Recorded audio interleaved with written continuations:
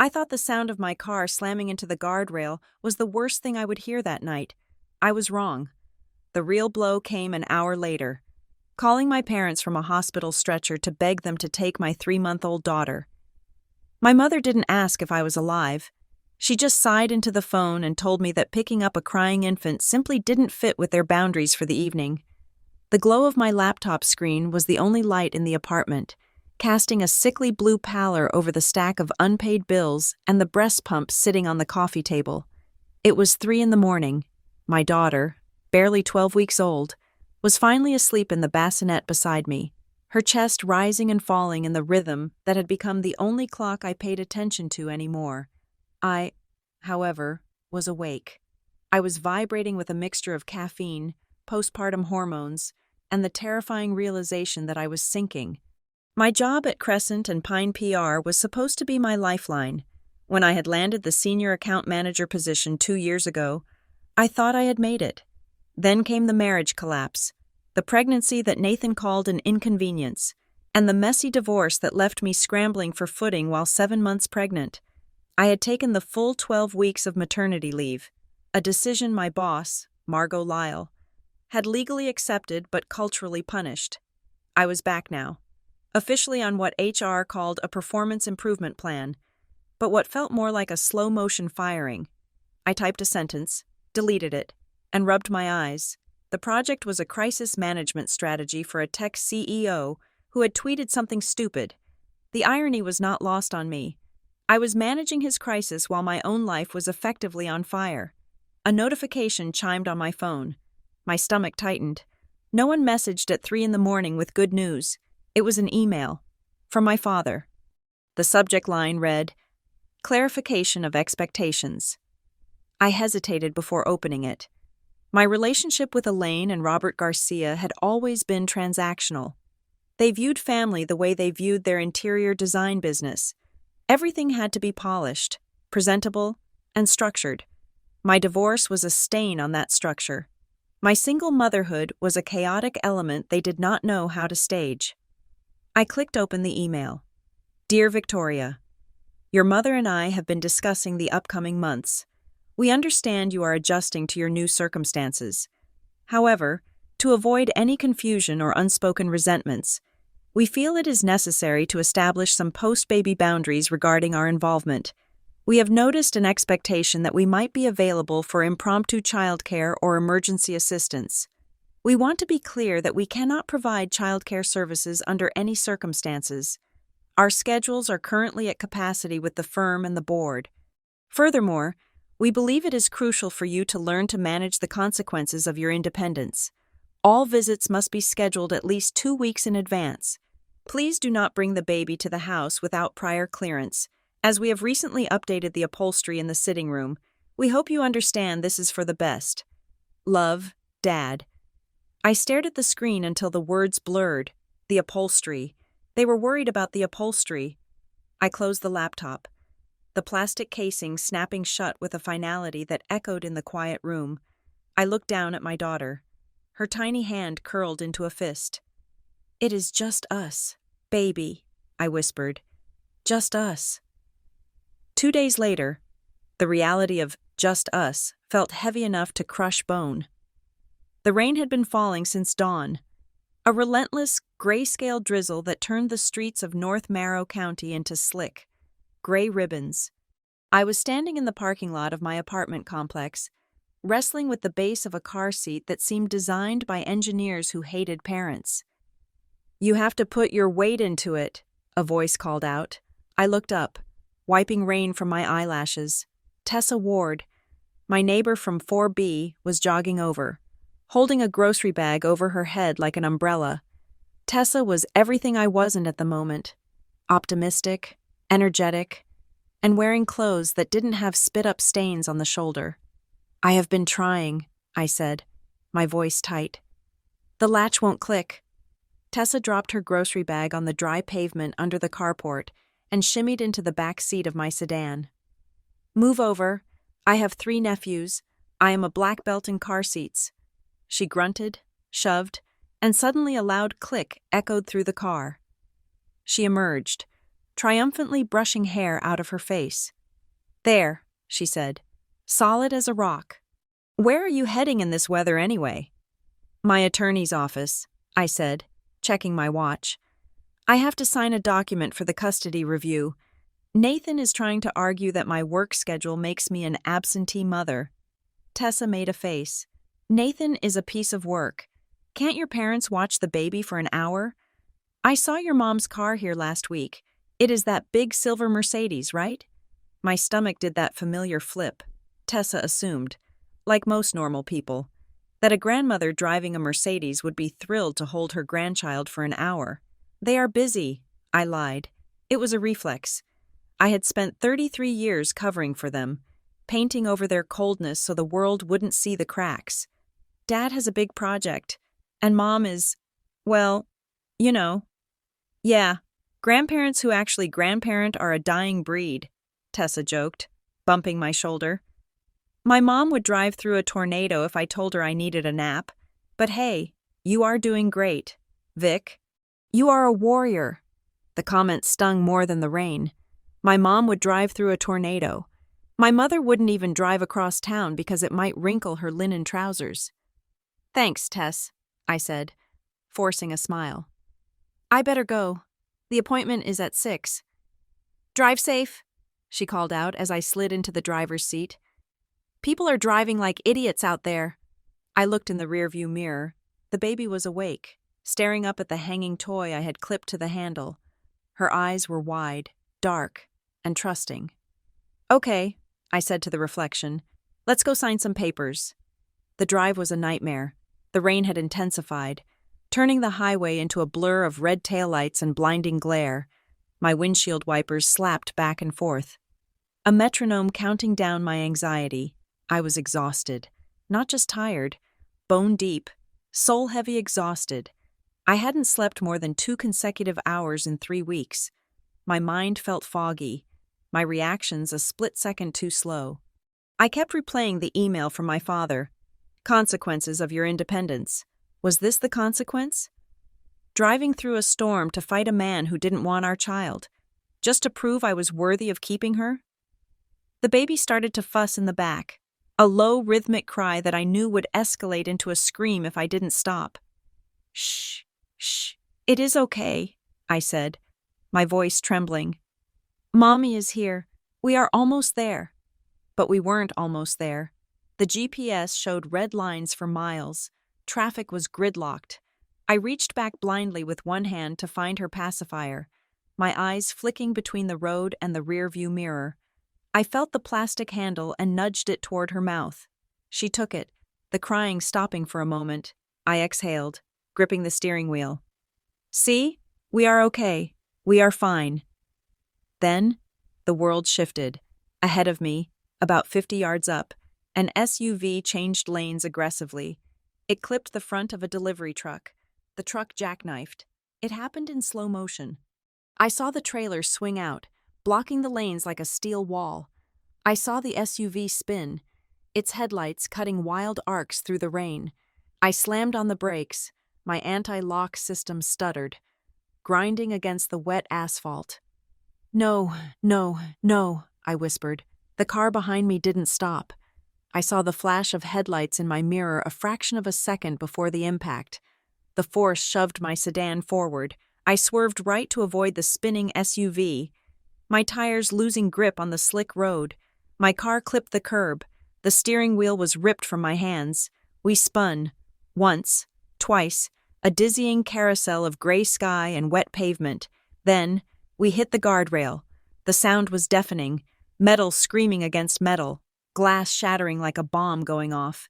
The airbag deployed with a punch to my face that tasted like dust and chemicals. Then, silence. Absolute, ringing silence. My vision was swimming in red and black. There was a high-pitched whine in my ears. I couldn't feel my hands. Then, a sound cut through the fog. A wail, high, thin, and terrified. "Baby," I crooned. The word came out as a gargle. I tried to turn my head, but pain shot down my neck, hot and sharp. "Baby," I said louder. I fumbled for the door handle. It wouldn't open. The metal was crunched inward. "Help!" I screamed, panic flooding my veins like ice water. "My baby! Someone help my baby!" Faces appeared at the window. Strangers. A man in a yellow rain slicker was shouting something, but I couldn't hear him. He smashed the rest of the window glass with a tire iron. "Ma'am, stay still," he yelled. "The ambulance is coming." "Get her out," I begged, grabbing his jacket with my left hand. My right hand hung uselessly at my side, sending waves of nausea through me. "Check the car seat. Please, check the seat." "I am checking," he said. He reached into the back. Those 10 seconds were the longest of my life. I stopped breathing. I stopped existing. I was just a raw nerve waiting for a verdict. "She is okay," the man shouted. "She is crying, but she is moving. The seat held. She is okay." I slumped back against the seat. The tears finally coming. They mixed with the blood running down my forehead. "Thank God," I whispered. "Thank God." North Marrow County Medical Center was a chaos of fluorescent lights and squeaking gurney wheels. They had collared my neck and strapped me to a board. I fought them every inch of the way, demanding to see my daughter. "She is in pediatrics getting checked out," a nurse with kind eyes told me. "You need to worry about yourself right now. Honey, you took a hard hit." "I need to see her," I insisted, but my speech was slurring. By the time they finished the scans, 2 hours had passed. The diagnosis was a severe concussion and a fractured right wrist, my dominant hand. They had splinted it, but my arm was in a sling, and the room kept tilting to the left every time I moved my head. The doctor, a young man who looked like he hadn't slept in a week either, stood at the foot of my bed. "Victoria, you have a pretty significant head injury," he said. "We are going to discharge you because you are stable, but I cannot in good conscience let you leave alone with an infant. You have one working arm, and your balance is compromised. If you faint while holding the baby, it could be catastrophic." "I can manage," I said, trying to sit up. The room spun violently. I grabbed the rail to steady myself. "You can't," he said gently. "Hospital policy is strict on this.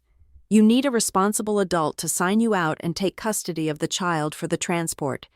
Do you have someone we can call?" I looked at the clock on the wall. It was 8:30 in the evening. "Yes," I said, my voice hollow. "I have parents." I reached for my phone with my left hand. My fingers felt clumsy. I opened the family group chat first. My thumbs hovered over the keys.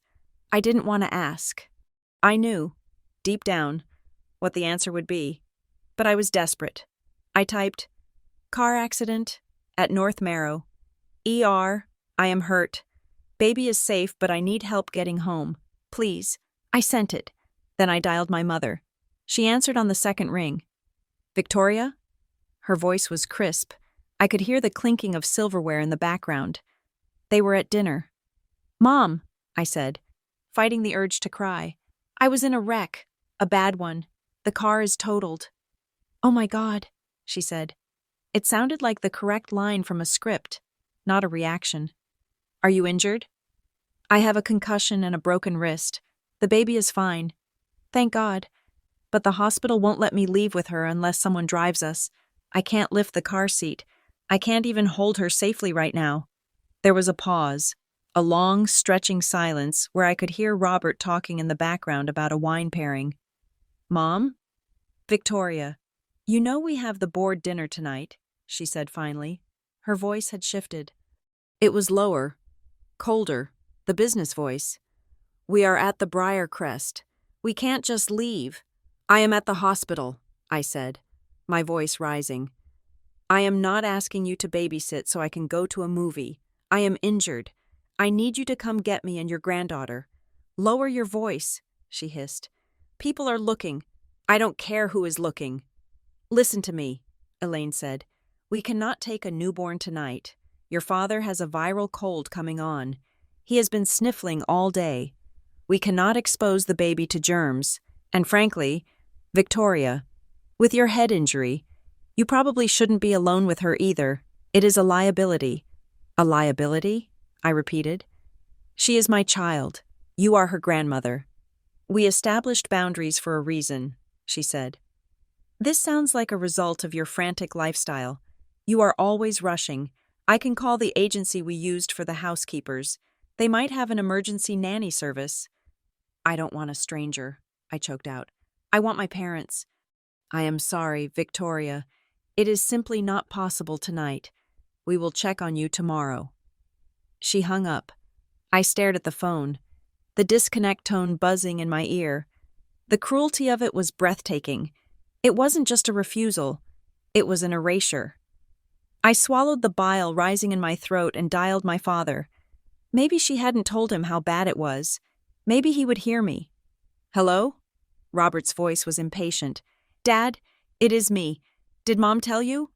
I am at the hospital. She mentioned it, he said. Victoria, I am in the middle of something important here. Senator Haskins is at the next table. I don't care about the senator, I said, tears finally spilling over. I have a broken arm. I can't carry the baby. Please, just come drive us home. Have you called Nathan? He asked. What? Nathan, he said. He is the father. It seems like his responsibility, or his parents'. They live in Linden Harbor too, don't they? I am not calling my ex-husband's parents, I said, incredulous. I am calling you. Victoria, we are not equipped for this tonight. We have discussed this. You need to stop looking to us to fix your situations. Call Nathan. It is the logical move. Dad, I have to go. The senator is waving me over. The line went dead. I dropped the phone onto the sheets. I felt cold. Colder than I had in the rain. I was 33 years old, and I was an orphan. I was worse than an orphan. I was a daughter who had been actively discarded. The nurse walked back in. She had a clipboard. Mrs. Garcia? She asked. Did you find someone? The pediatric nurse says the baby is hungry and getting fussy. We need to get you two settled. I looked at her. I opened my mouth to say no, to say I have no one, to ask if social services would take my baby because I was too broken to hold her. My phone buzzed on the bed, a text message. I didn't look at it. I couldn't handle another rejection. I started, my voice breaking. I don't have anyone coming. The nurse's face fell. Oh, honey, okay, let me talk to the social worker. We can figure something out. She turned to leave. Then, the door to my room swung open. I flinched, expecting a doctor or a police officer. It was an old man in a faded navy windbreaker and a baseball cap that said USS Midway. He was dripping wet. His breathing was heavy, like he had run from the parking lot. It was Frank, my grandfather.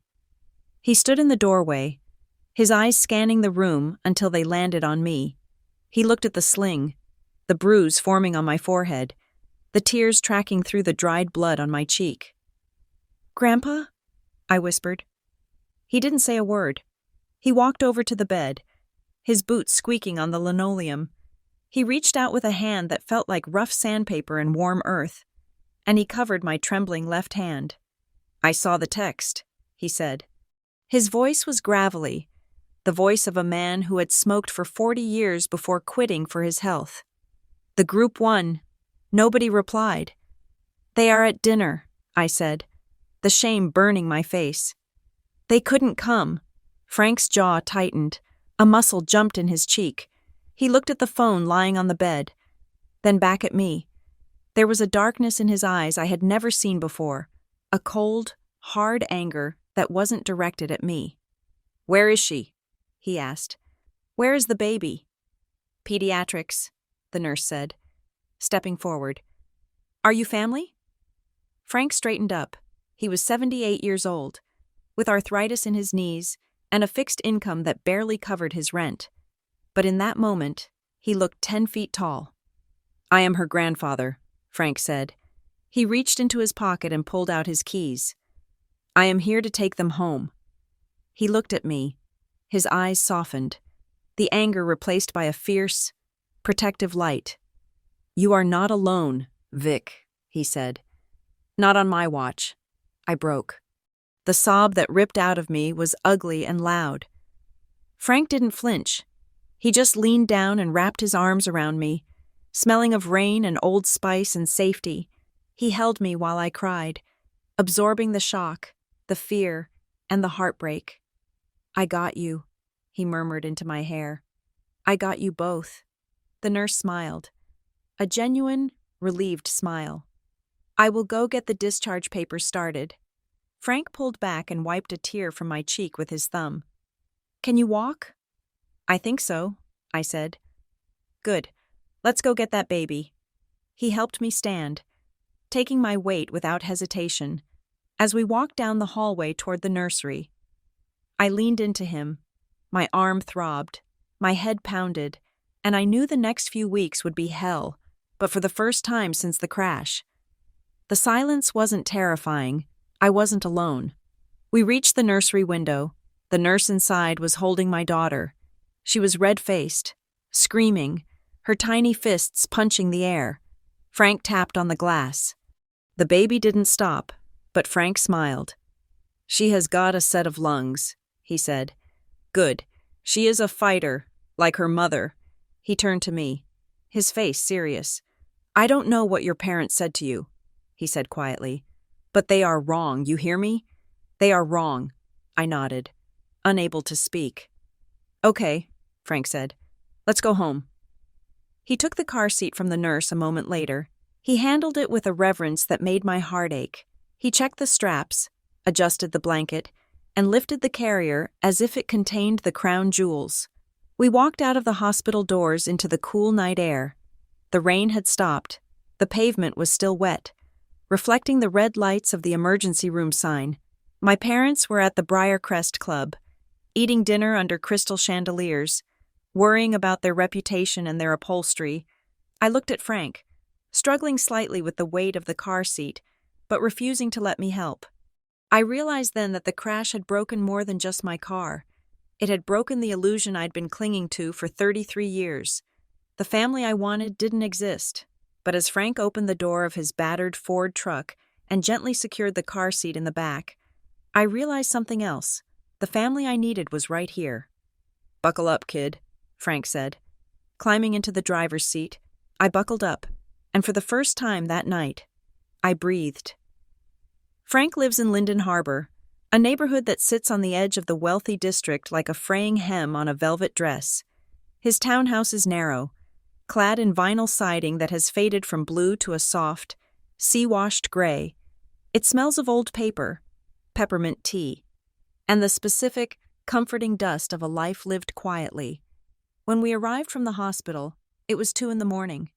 I was swaying on my feet, my right arm strapped to my chest in a black sling, my head throbbing with a rhythm that matched the baby's whimpers. Frank didn't ask me what I needed. He just directed me to the guest room. He had been busy. While I was being x-rayed, he must have called every neighbor he knew. The small guest room, usually home to boxes of tax returns and fishing gear, had been transformed. A portable crib stood in the corner. Draped with a clean, yellow blanket, a changing station was set up on top of the dresser, stocked with diapers that were clearly borrowed, 3 different brands, a patchwork of community charity. There was a rocking chair that I recognized from Mrs. Gable's porch 2 doors down. I stood in the doorway, the baby heavy in my good arm, and felt a sob catch in my throat. "I did not know if you had supplies in the car," Frank said, walking past me to turn on a small lamp. "So I improvised. Mrs. Gable says the rocker squeaks, but it works." "Grandpa," I said, my voice thick, "you did all this tonight?" "Baby needs a place to sleep," he said simply. "Put her down. Vic, you look like you are about to fall over." I laid my daughter in the crib. She settled instantly, perhaps sensing that the air here was different, safer. I turned to Frank. The adrenaline of the crash and the hospital confrontation was fading, leaving behind a cold, creeping dread. I knew my parents. I knew how they operated. They did not shout. They maneuvered. They did not attack. They sanctioned. "I don't want to cause a war," I whispered, touching the bruise forming on my forehead. Mom and Dad, they are going to be furious that I came here. They will spin this. They will say, I am being dramatic. Frank looked at me. He was taking his jacket off, hanging it on a hook behind the door. He paused, his back to me, then turned around slowly. His face was lined with 78 years of hard work and harder losses, but his eyes were clear. You are not causing a war, Victoria, he said. His voice was low, devoid of the theatricality my parents loved. They started the war when they chose pride over people. They started it when they left their daughter and granddaughter in a hospital parking lot because they had a dinner reservation. You are just surviving it. They are still my parents, I said. It was a weak defense, a reflex programmed into me since childhood. I know, Frank said, and that is the tragedy of it. Now get some sleep. I will take the first watch. The next morning brought a different kind of humiliation. At 10 o'clock, a social worker from the hospital arrived.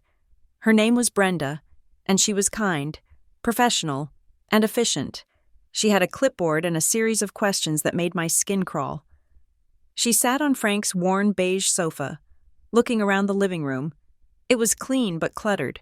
Stacks of National Geographic, a tackle box in the corner, a framed photo of my grandmother on the mantel.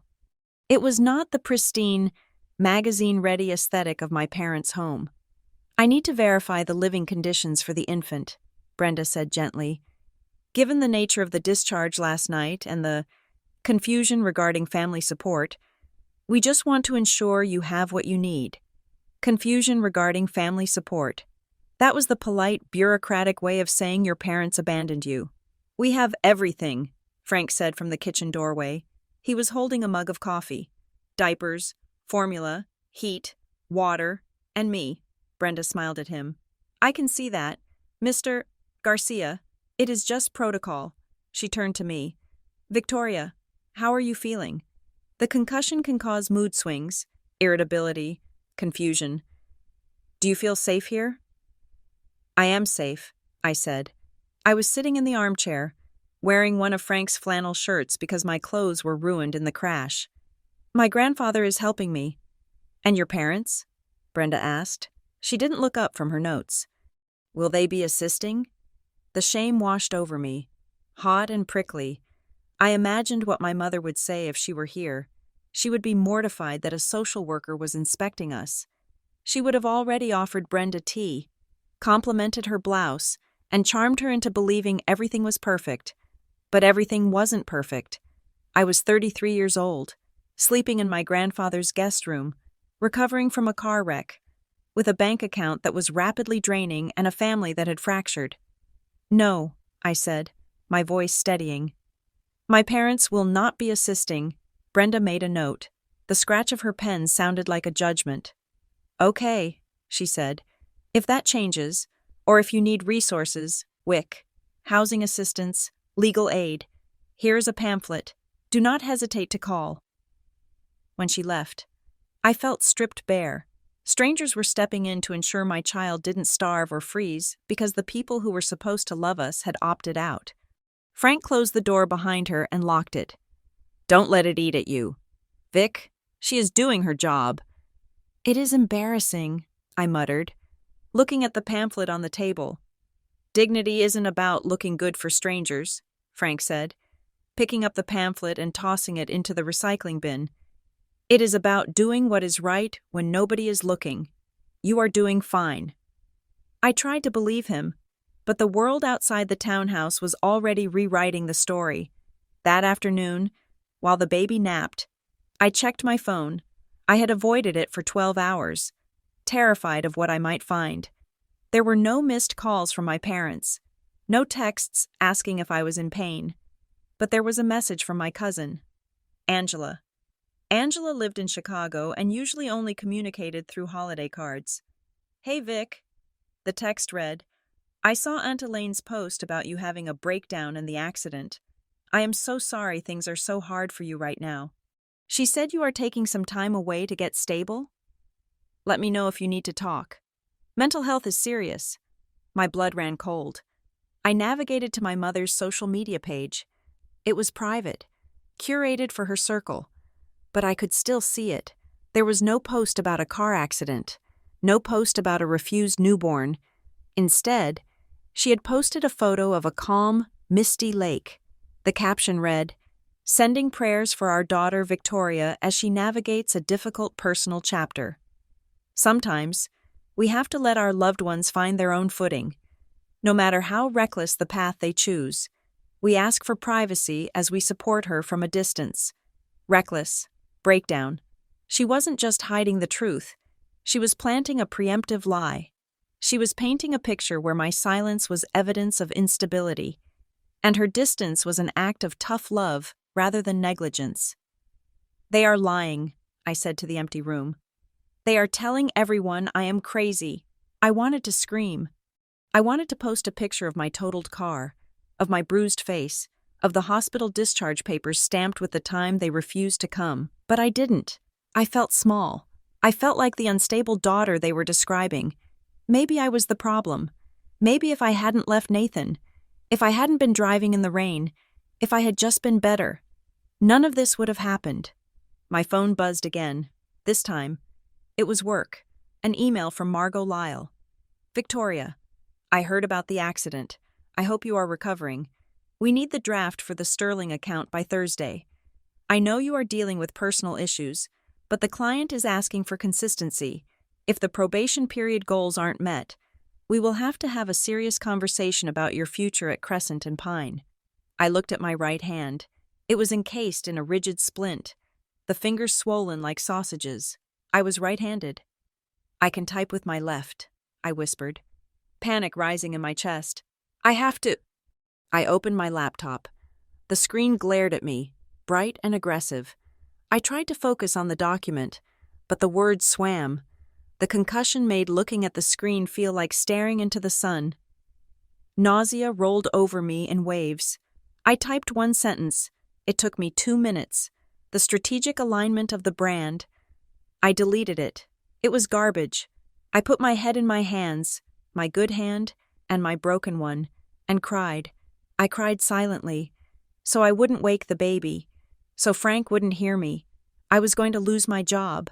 I was going to lose my income, and if I lost my income, Nathan would win custody. He would argue I couldn't provide. He would take her, and my parents would probably testify for him, just to prove they were right about my reckless choices. The next 2 days were a blur of pain and sleeplessness. I learned to change a diaper with one hand and my teeth. I learned to breastfeed while suppressing the urge to vomit from the dizziness. Tessa came by on the 3rd day. She brought a casserole and a bag of groceries. "You look like hell," she said affectionately, unpacking cartons of milk in Frank's small kitchen. "Thanks," I said. "I feel like it. I did some digging," Tessa said, leaning against the counter. "There is a caregiver network here in Linden Harbor. It is a co-op, retired nurses, grandmas, vetted students. They offer sliding scale help for new moms. I got you a number." She slid a piece of paper across the table. I stared at it. "I can't pay for a nurse. Tessa, I might be unemployed by Friday." "It is sliding scale," she insisted. "And you need sleep. You are gray. Vic, if you pass out, who watches the baby?" "I can't," I said, pushing the paper away. "I can't ask for charity.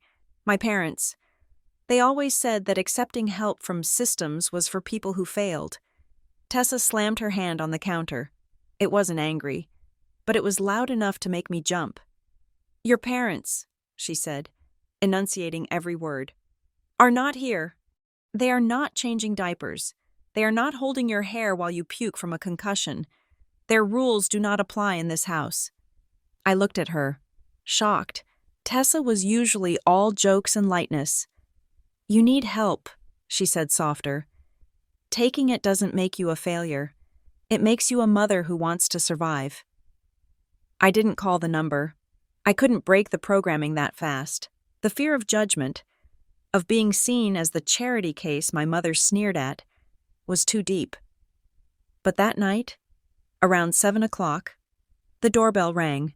I was on the sofa, trying to type an email to Margot with my left index finger. Frank answered the door. A woman stood there. She was sturdy, with gray hair pulled back in a bun and wearing scrubs with cartoon bears on them. "Evening," she said. "I am Mrs. Higgins, from the network." I stood up, panic flaring. "I didn't call anyone." "I know," Frank said, closing the door behind her. "I did." I looked at him. "Grandpa, I can't afford this." "You can't afford this?" Frank walked over to the kitchen drawer, the one where he kept his important papers. He pulled out a cashier's check. It was already made out. He handed it to Mrs. Higgins. "This covers the first week of nights, 10 p.m. to 6 a.m. "Thank you. Mr. Garcia," she said, tucking it into her pocket. "I will go set up in the nursery." She bustled past me, smelling of lavender and capability. I turned on Frank. "Where did you get that money? That was hundreds of dollars." I knew Frank's finances. He lived on Social Security and a small pension from the shipyard. He clipped coupons. He kept the heat at 65 degrees in the winter. "I went to the bank," he said, avoiding my eye. He walked into the kitchen and started filling the kettle. "Grandpa," I said, following him, "did you dip into your savings? The roof fund?" He turned around, the kettle in his hand. "Victoria," he said, "what is money for? Is it for keeping score? Is it for impressive furniture?" "It is for security," I said, echoing my father. "No," Frank said firmly. "It is for life. You are hurt. You are scared. You need to sleep so you can fight for that little girl. I am spending it where it matters. Don't you dare insult me by feeling guilty about it." I looked at his face. Stubborn, proud, and terrified for me. He wasn't just buying childcare. He was buying me a fighting chance. "Okay," I whispered. "Thank you." That night, for the first time in 4 months, I slept for 6 straight hours. 2 days later, the summons arrived. It came via email. Naturally, my parents didn't do drop-ins. Subject: family meeting, Friday, 2 p.m. Victoria. "We are relieved to hear through indirect channels that you are recovering. Given the complexity of the situation and the unfortunate optics of the past week, we believe a structured meeting is necessary to discuss the path forward. We have reserved a private room at the Briarcrest Club. Please arrange for childcare, as this will be an adult conversation. We expect you to be punctual." "Dad," I read it to Frank over breakfast. "The Briarcrest," Frank scoffed, stabbing a sausage with his fork. "Neutral ground, huh?" "It is their turf," I said. "They want me to feel small. They know I can't drive. They know I have nothing to wear that fits. So don't go," Frank said. "I have to," I said. "If I don't, they will tell Nathan I am being uncooperative. They will tell the rest of the family I am estranged. I need to know what they want." "I will drive you," Frank said. "But I am not wearing a tie." The Briarcrest Club was a monument to old money and quiet exclusion. It smelled of polished mahogany, lilies, and expensive perfume. Walking in with my arm in a sling, wearing a pair of borrowed oversized trousers and a sweater that hid my postpartum shape, I felt like an intruder. The concierge looked at Frank's windbreaker with barely concealed disdain, but pointed us toward the founder's room. My parents were already there. They sat at a small, round table near the window overlooking the golf course. My mother, Elaine, was wearing a cream-colored silk blouse that looked like it cost more than my car. Her hair was perfect. My father, Robert, was in a suit, checking his watch. They didn't stand up when we entered. "Victoria," my father said. Nodding, he looked at Frank. "Frank, I didn't realize you would be joining us." "I am her ride," Frank said, pulling out a chair for me. He sat down next to me, crossing his arms. "And her witness," my mother sighed, a tiny puff of air that signaled immense irritation. This was supposed to be a private family discussion. "I am family," Frank said. "Last I checked?" "Fine," Robert said. "Let's keep this professional. Professional. Not, 'I am sorry you were hurt.' Not, 'How is the baby?'" "We have been reviewing the situation," my father began, clasping his hands on the table. The accident, while unfortunate, has highlighted some significant concerns regarding your stability. You are living in a temporary situation. You are on probation at work. You are in a contentious custody battle. And whose fault is it that I am in a temporary situation? I asked, my voice shaking slightly. I asked you for help. You said no. We set a boundary, Elaine cut in smoothly. And look what happened. You panicked. You crashed your car. It proves our point. Victoria, you react emotionally rather than logically. I stared at her. The gaslighting was so seamless, so elegant. I crashed because a truck jackknifed in front of me, I said. Not because I was emotional. Regardless, Robert said, waving his hand dismissively. We are willing to help you correct course. We care about the family reputation, and we care about you, in that order, frankly, because without the reputation, we cannot protect you. He slid a piece of paper across the table. It wasn't a check. It was a list of bullet points. We are prepared to offer you a monthly stipend, he said, enough to cover a suitable apartment and a nanny. We will also speak to Nathan's lawyers and smooth things over. We have influence there. I looked at the list. Stipend conditions. 1. Victoria and the child must relocate to a residence within 5 miles of the Garcia estate. 2. All childcare personnel must be vetted and approved by Elaine Garcia. 3. Victoria will attend weekly advisory meetings with Robert Garcia to manage financial decisions. 4. No unapproved overnight guests. You want to own me, I said, looking up. You want me to move back so you can control everything. You want to pick the nanny so you can tell people you are the ones raising her. We want to ensure quality, Elaine said. We want to ensure that our granddaughter is raised with certain standards. And frankly, Victoria, you are drowning. We are throwing you a rope. It is not a rope, Frank said. His voice was quiet, but it cut through the room like a knife. It is a leash. Robert's face reddened. Frank, this does not concern you.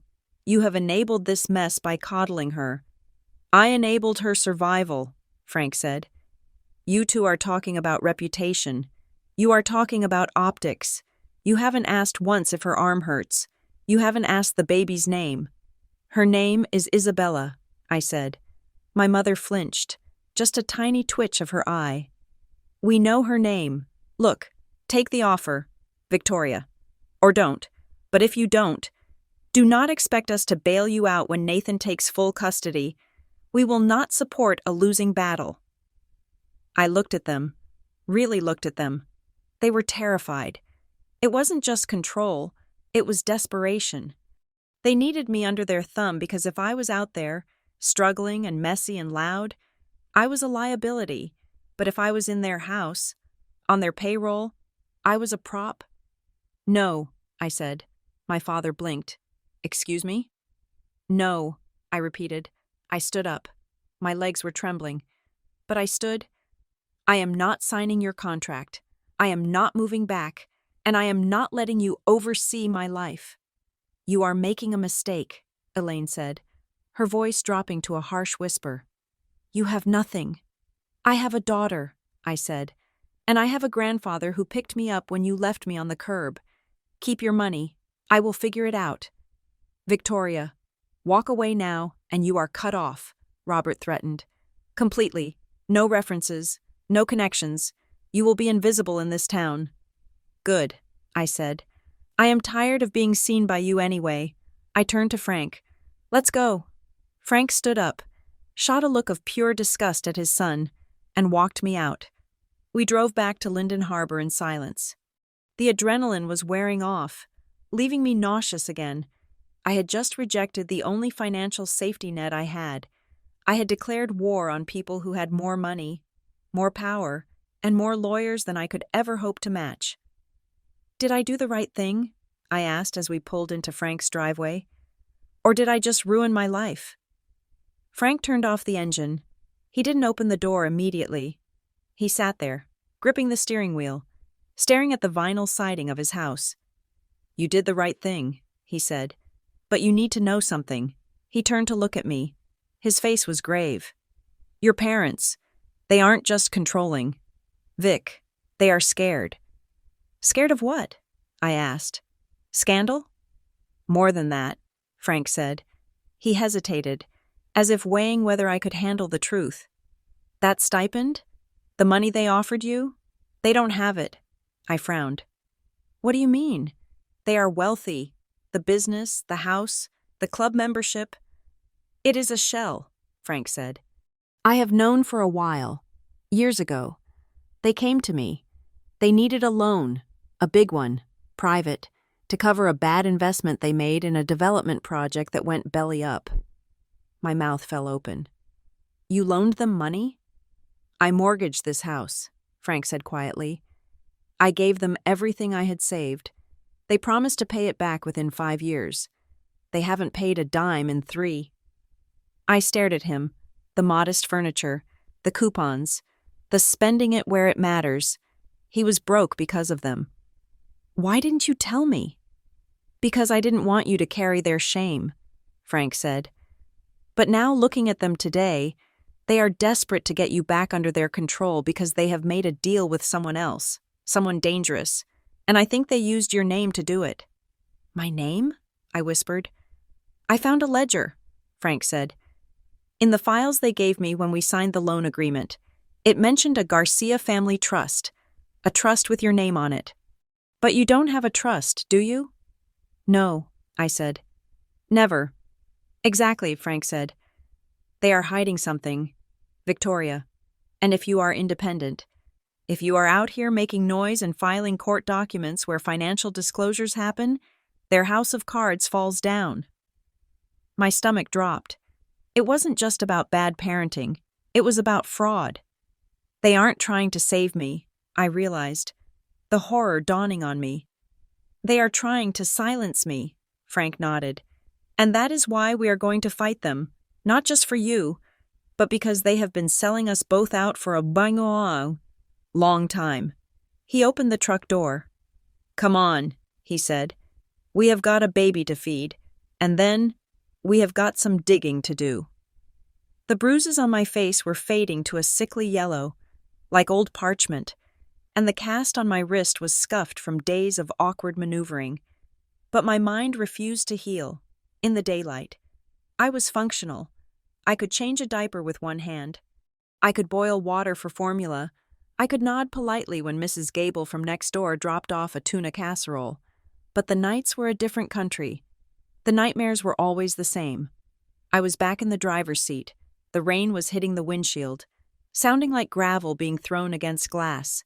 I would see the SUV spin, the headlights cutting through the dark like searchlights. I would feel the impact, the bone-jarring crunch that felt like the earth itself had snapped. But in the dream, when I turned to look at the car seat, it was empty. The straps were cut. My daughter was gone. I would wake up gasping, my heart hammering against my ribs like a trapped bird, sweat soaking through the oversized t-shirt I had borrowed from Frank. It happened 3 nights in a row. On the 3rd night, I sat up, clutching my chest, trying to remember how to breathe. The door to the guest room opened instantly. Frank was there. He didn't say anything. He just stood in the sliver of hallway light, a sentinel in flannel pajamas, checking to make sure I was still whole. I am okay, I lied, my voice trembling. You were screaming, Frank said. I am sorry. I didn't mean to wake the baby. The baby is fine. She sleeps like a log. It is you I am worried about. He walked in and sat on the edge of the bed. The mattress dipped under his weight. It is just dreams, I said, wiping my face with my good hand. It is just the crash replaying. It is trauma, Frank corrected. You nearly died.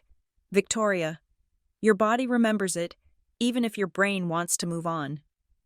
I looked down at my hands. I felt a surge of shame so hot, it made my eyes burn. I was 33. I was supposed to be the one comforting people. I was supposed to be the capable mother, the successful career woman. Instead, I was shivering in my grandfather's spare room, terrified of the sound of rain, terrified of the dark, terrified that I was exactly what my parents said I was, unstable. I feel weak, I whispered. I feel like I am failing her. Frank reached out and tapped my knee. You are still here. You are feeding her. You are fighting for her. That is not weakness. That is the hardest work there is. The next morning, the reality of my hardest work hit a wall of corporate bureaucracy. I had filed a request with Crescent and Pine's Human Resources Department for a temporary childcare stipend and a flexible schedule accommodation. It was a standard provision in the employee handbook. Buried on page 42 under Crisis Management Resources, I had filled out the forms with my left hand, scanning them with a shaking phone camera. I called HR at 9 o'clock. We have received the paperwork, Ms.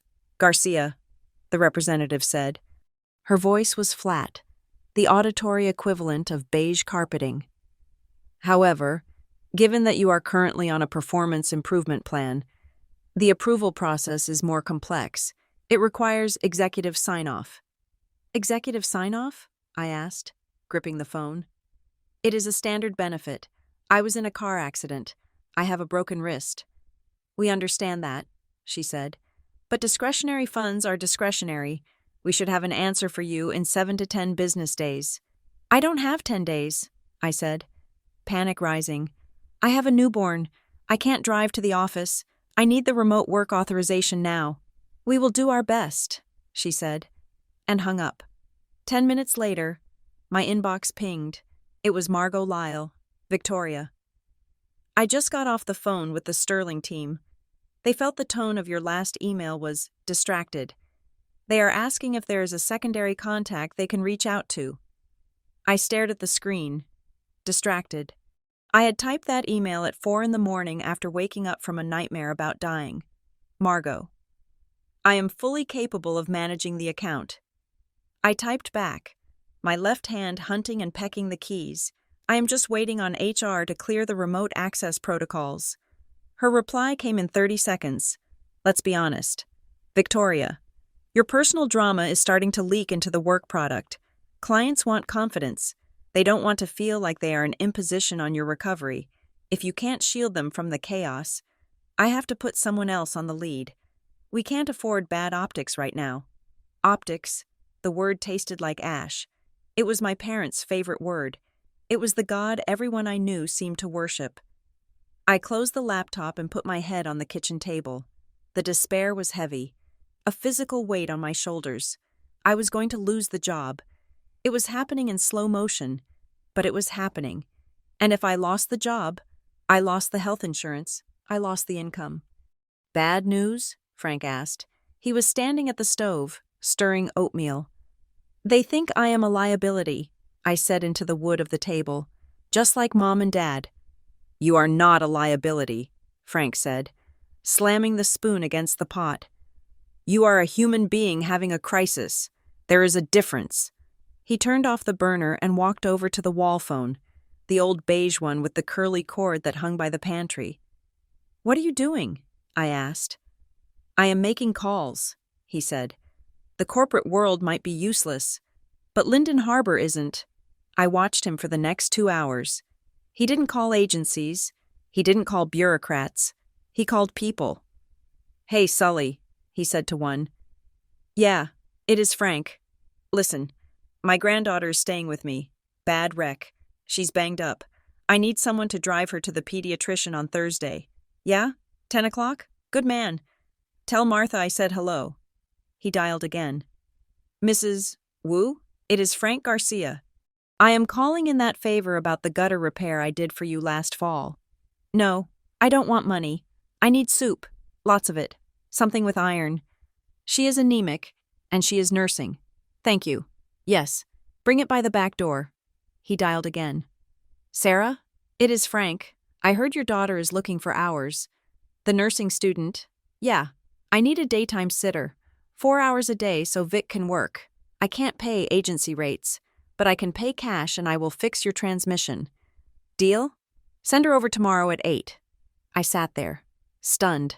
I was watching a network activate. It wasn't a network of LinkedIn connections or strategic partnerships. It was a web of favors, respect, and decades of being a decent neighbor. "Grandpa," I said when he finally hung up, "you don't have to do this. It is already done," he said, pouring coffee. "Sarah's girl, Emily, is coming tomorrow. She is good. She is studying pediatrics. She will watch the baby in the other room while you type your emails." "I can't pay you back for this," I said, feeling the shame prickle again. "I am a charity case." Frank set the mug down hard. "Stop it. You have been trained to think that needing people is a sin. It is not. It is survival. Your parents think independence means never owing anyone a damn thing. That is not independence. Victoria, that is loneliness. We help them. They help us. That is how the world is actually supposed to work." The reprieve Frank bought me lasted exactly 24 hours. The next afternoon, a courier arrived. He didn't bring soup. He brought a thick, creamy envelope with a return address that made my stomach turn. Holloway, Blackwood Associates, Nathan's lawyers. I opened it at the kitchen table. My hands were shaking so bad I tore the paper. "Dear Ms. Garcia, we represent Mr. Nathan Hale in the matter of the custody of your minor child, Isabella Hale. It has come to our attention that you were involved in a significant vehicular accident on the evening of February 14th, resulting in hospitalization and physical incapacitation. Furthermore, we understand that you are currently residing in a temporary dwelling with a relative, without independent transportation or verified childcare. Given these unstable circumstances, and the evident endangerment incident involving the infant during the crash, Mr. Hale is filing an emergency motion for temporary sole custody. We argue that your current physical and financial state renders you unfit to provide a safe, consistent environment for the child. We are requesting a hearing next Tuesday. Sincerely, Arthur Blackwood. Unfit." The word sat there on the page, black and sharp. "He says I endangered her," I whispered. "He says the crash proves I am unfit." Frank took the letter from my hand. He read it, his eyes narrowing behind his reading glasses. "He is smelling blood in the water," Frank said. "He knows you are hurt. He is trying to kick you while you are down." "He is going to take her," I said. The panic was different this time. It wasn't the frantic adrenaline of the crash. It was a cold, deep terror. "I don't have a house. I don't have a car. I am about to lose my job. He is right. On paper, I look like a disaster." "On paper," Frank said, tossing the letter onto the table. "Paper isn't people. You have a safe home here. You have care. You have support." "I have a guest room," I cried, standing up. "I am 33, and I'm living in a guest room. Nathan has a 4-bedroom house in the suburbs. He has a nanny. He has 2 cars. The judge is going to look at him and look at me and send her with him. Then we fight," Frank said. "You have an attorney, don't you? That Benton woman?" "Sarah Benton," I said. "She is expensive. I haven't paid her last invoice." "Call her," Frank said. "Tell her the situation. Tell her we are documenting everything." I grabbed my phone to call Sarah. As I scrolled through my contacts, my thumb hovered over my recent calls. There was a number I didn't recognize. It had called me yesterday, but I hadn't answered. I clicked on the voicemail. It was a woman's voice, professional, crisp. "Ms. Garcia, this is Linda from Mr. Blackwood's office. I'm calling to confirm that we have received the character statements from your parents, Robert and Elaine Garcia, regarding the custody motion. We appreciate their cooperation in keeping this transition smooth. Please let us know if you have representation." The room stopped spinning. It stopped moving entirely. "What?" I whispered. I replayed the message. "Received the character statements from your parents." "They are helping him," I said. My voice sounded very far away. "Grandpa, they are helping him." Frank looked up from the sink. "Who?" "My parents," I said. "They sent statements to Nathan's lawyer. They are helping him take the baby." Frank went still. "Play it again." I played it. Frank's face turned a color I had never seen before. A dark, flushed red that rose from his neck to his hairline. He walked over to the table and gripped the back of a chair so hard his knuckles turned white. "They are not just staying out of it," Frank said, his voice low and dangerous. "They are actively providing ammunition." "Why?" I asked, tears streaming down my face. "Why would they do that? They hate Nathan. They thought he was not good enough for me. Why would they help him take their granddaughter?" "Because if Nathan has her," Frank said, "the drama stops. The noise stops. If you have her, you are a struggling single mother causing scenes in hospitals and needing money. If Nathan has her, she is tucked away in a suburb with a nanny, and they can visit her on Sundays and pretend everything is perfect." "They are managing me," I said, "like I am a PR crisis." "No," Frank said. "They are erasing you." I didn't sleep that night. I sat in the rocking chair, holding Isabella, rocking back and forth until the wood groaned in rhythm with my breathing. The betrayal felt like a physical wound. My parents weren't just indifferent. They were enemies. They were actively collaborating with the man who had broken my heart to ensure I lost the one thing that kept it beating. The next morning, Tessa came by with more diapers. She looked agitated. "Coffee," she said, putting a cup on the table. "Drink it. You look like a ghost." "Nathan is suing for custody," I said dully, "and my parents gave him statements." Tessa froze. She slowly lowered her bag to the floor. "They did what?" "They want him to have her. It is cleaner for them." Tessa sat down opposite me. She looked like she was debating whether to tell me something. She bit her lip. "Vic," she said, "I wasn't going to mention this, because you have enough on your plate. But I was at the grocery store yesterday, the fancy one on Main." "Okay," I said. "I saw Mrs. Albright. You know her? She's on the board of that charity your mom runs, the Arts Foundation." "I know her," I said.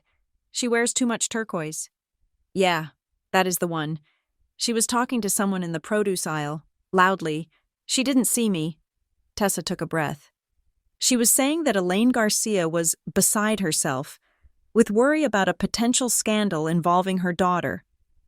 She said Elaine told the board that she was taking steps to contain the fallout before it impacted the foundation's gala next month." "Contain the fallout," I repeated.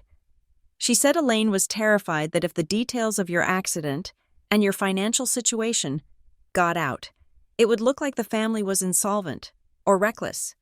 Mrs. Albright said Elaine was specifically worried about liabilities surfacing." "Liabilities," I said. "That is the word she used on the phone. She called the baby a liability. It sounded like she was talking about money." "Vic," Tessa said. "Not the baby." She said, "If Victoria starts digging into the accounts for court, the house of cards comes down." That is a quote. I looked at Frank. He was standing in the doorway, listening. "The house of cards," Frank said softly. He turned and walked down the hall to his bedroom. I heard the sound of a closet door opening, then the heavy thud of a box being pulled from a shelf. He came back carrying a folder. It was old, a manila file that had softened with age. The edges frayed. It was tied with a piece of twine. He placed it on the table between us. "Tessa," Frank said, "thank you for the coffee. Can you give us a minute?" Tessa looked from me to Frank, then nodded. "I will go check on the baby." She slipped into the guest room. Frank sat down. He put his hand on the folder. "I never wanted to show you this," he said. I thought if I kept it buried, you could still have a relationship with them. A fake one, maybe. But a relationship, I didn't want to be the one to break your heart. My heart is already broken." "Grandpa," I said, "just tell me." He untied the twine. Inside, there were 3 things: a handwritten ledger on yellow legal paper, a photocopy of a property deed, and a stack of letters written in my father's looping, pretentious script. 10 years ago, Frank said. Your parents came to me. It was right after the recession hit. Their interior design firm, Garcia Landmark, was underwater. They had overextended on a warehouse renovation in the city. They were going to lose everything, the business, the house, the cars, all of it. I touched the ledger. It was a list of dates and amounts. April 2016, $50,000. June 2016, $75,000. August 2016, $75,000. $200,000, I read. Grandpa? You gave them $200,000? I took a second mortgage on this townhouse, Frank said. I cashed out my IRA. I sold the plot of land your grandmother and I bought for a cabin we never built. They promised to pay it back, Frank continued. With interest, 5%. They said it was a bridge loan, just until the market turned. He pushed the letters toward me. Dear Dad. One read, We are so close to turning the corner. The Briarcrest contract is coming through. We just need a little more time. Please do not discuss this with anyone. The perception of our solvency is critical to landing these high-end clients. They never paid you, I said. It wasn't a question. They paid the first 3 months, Frank said. Then the excuses started. Then the silence. They knew I wouldn't sue them. They knew I wouldn't put my own son in court. So they just stopped. And you let them, I said, looking at his worn shirt, his modest kitchen. You lived like this, so they could live like that. I lived like this so you could have a normal life, Frank said. I didn't want you to know your parents were frauds. I wanted you to finish college. I wanted you to be happy. He tapped the deed. But here is the kicker. Victoria, here is why they are terrified of you right now. I looked at the document. It was a lien agreement. In the event of default, the lender, Frank Garcia, reserves the right to claim collateral listed as the business, I whispered. You technically own Garcia Landmark Interiors. I do, Frank said. And there is a clause, Clause 4B, he flipped the page, public disclosure and liability. In the event that the borrowers, Robert and Elaine Garcia, are involved in any public insolvency proceedings, or if the financial standing of the borrowers is subjected to court-ordered discovery in any related legal matter, the lender reserves the right to call the full amount of the loan due immediately. Court-ordered discovery, I said. The realization hit me like a slap. If Nathan sues you for custody, Frank explained, and claims you are financially unstable, your lawyer, Sarah, will countersue for support. She will demand to see your family's resources, especially since they are claiming to be the stable alternative. If the court looks at their books, they see the debt. They see they are broke. They see that their entire lifestyle is funded by a loan from a retired shipyard worker that they defaulted on. And if that comes out, I said, the Briarcrest kicks them out. The foundation fires Mom. The clients leave. They lose everything. Exactly, Frank said. They aren't afraid of the baby. Vic, they are afraid of the audit. I sat back in the chair. The room was silent. Save for the hum of the refrigerator, it all made sense. The coldness at the hospital, the refusal to take the baby, the push to get me to sign their NDA-style stipend agreement. The collaboration with Nathan. They needed me silenced. They needed me to disappear into Nathan's shadow so that no judge would ever ask to see their bank statements. They were willing to sacrifice my custody of my daughter to save their reputation. I felt something shift inside me. The sadness that had been weighing me down for weeks, the heavy, suffocating blanket of grief, began to burn off. Underneath it, there was something harder, something sharp. I looked at the ledger.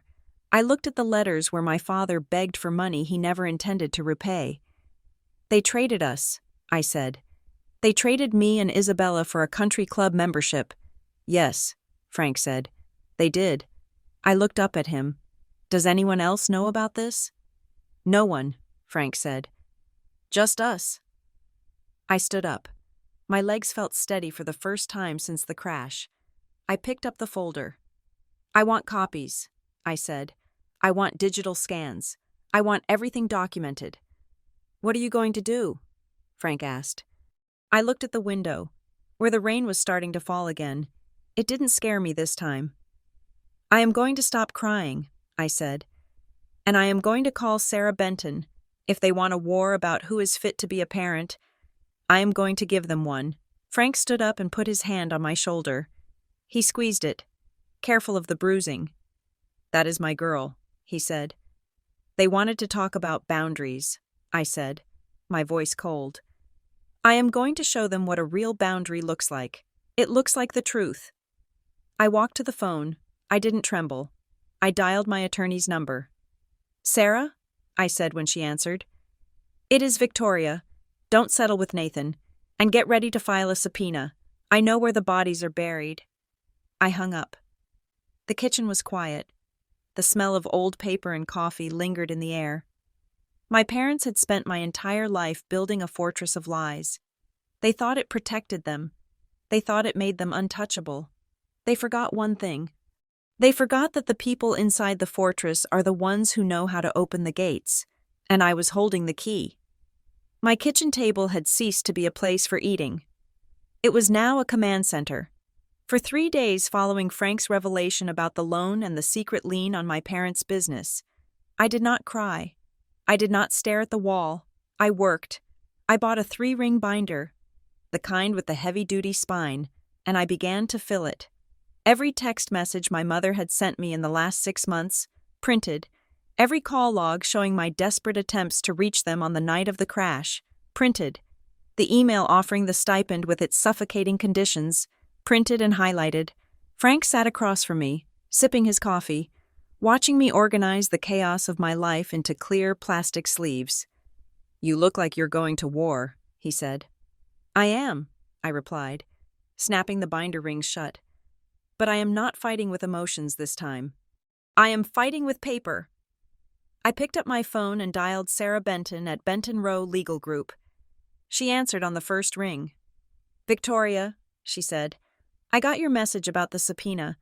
Are you sure you want to go down that road? Opening your parents' financials is aggressive. It burns the bridge." "The bridge is already burned, Sarah," I said, looking at the bruise still fading on my wrist. "They are actively helping Nathan paint me as unstable. If I don't show the court that their stability is a lie built on debt and deceit, I lose my daughter. I want you to file it, but not yet. First, I need to survive the hearing on Tuesday." "Okay," Sarah said. "Then bring that binder. We are going to need it." North Marrow County Family Court smelled of floor wax and stale anxiety. The fluorescent lights were too bright, humming with a frequency that made my concussion headache throb behind my eyes. I wore a dark blue blazer I had retrieved from the dry cleaner, one of the few things I still owned that looked professional, and I kept my injured arm in a sleek black brace. Frank walked beside me, wearing his Sunday best suit, which was 20 years out of style but pressed to a sharp edge. Nathan was already there. He stood near the water fountain with Arthur Blackwood, his attorney. Nathan looked perfect. He was tan, fit, and wearing a suit that cost more than Frank's truck. He didn't look at me. He looked through me, as if I were a smudge on the window that someone had forgotten to wipe away. When we entered the courtroom, the air felt thin. "All rise," the bailiff droned. Judge Holloway was a woman in her 60s with reading glasses perched on the end of her nose and an expression that suggested she had heard every lie ever told. Blackwood started immediately. He was smooth, practiced, and lethal. "Your Honor," he began, "we are here because the minor child, Isabella, is currently in a precarious situation. The mother, Ms. Garcia, has no independent residence. She has no vehicle. She is recovering from a severe head trauma that affects her judgment. She is currently relying on an elderly relative with limited means. We have statements from the maternal grandparents indicating that Ms. Garcia has refused their offers of structured help and has a history of impulsive decision-making." He paused, letting the words sink in. Impulsive, unstable. Mr. Hale, on the other hand, owns his home. He has a full-time nanny on retainer. He has the full support of the extended family, including the Garcias. We are asking for temporary sole custody until Ms. Garcia can demonstrate basic stability. I gripped the edge of the table with my left hand. I wanted to scream. I wanted to tell the judge that Nathan hadn't changed a diaper in 3 months, that he called the baby it when he was angry. Sarah Benton stood up. She didn't use big words. She just opened my binder. Your Honor, Sarah said, Mr. Blackwood is painting a picture of isolation, but that is not the reality. She handed a stack of papers to the bailiff. This is a log of the community support network currently active for Miss Garcia. We have sworn affidavits from 3 registered nurses who live in Linden Harbor and provide rotating care. We have a statement from the pediatrician confirming the child is gaining weight and thriving. We have a letter from Ms. Garcia's employer confirming she is working remotely. Sarah turned to look at Nathan. And regarding the elderly relative with limited means, that relative is Frank Garcia, a decorated veteran and a homeowner with 0 debt. Unlike the maternal grandparents, who refused to pick up the child from the hospital on the night of the accident, a fact we have documented in the hospital logs, Mr. Garcia has been the primary source of safety. Stability isn't about square footage, Your Honor, it is about presence. The judge flipped through the binder. She looked at the hospital log. She looked at the letters. The grandparents refused pickup? Judge Holloway asked, looking over her glasses. Yes, Your Honor, Sarah said. They cited social engagements. The judge pursed her lips. She looked at Nathan. Mr. Hale, while your resources are impressive, family court prefers not to sever the maternal bond during infancy unless there is immediate danger. The child seems safe. The mother seems supported. She banged the gavel. Motion for sole custody denied. We will maintain the current temporary joint arrangement, with the mother as primary residential parent. Review in 30 days. And Mr. Blackwood, tell your client that attempting to weaponize a car accident victim's recovery does not play well in my courtroom. I let out a breath I had been holding for 40 minutes. Frank squeezed my shoulder. We held the line, he whispered. The victory was small, but it shifted the atmosphere. My parents must have heard about the judge's comments immediately, likely from Nathan. 2 days later, the strategy changed. I was feeding Isabella in the living room when a silver Mercedes pulled into Frank's driveway. Don't open it, I said. Freezing. Frank looked out the window. It is just your mother. She is alone. She is never alone, I said. She always has an angle. Elaine Garcia walked up the path. She was wearing a trench coat and carrying a large gift bag with the logo of a high-end boutique in the city. She knocked. A polite, rhythmic rap.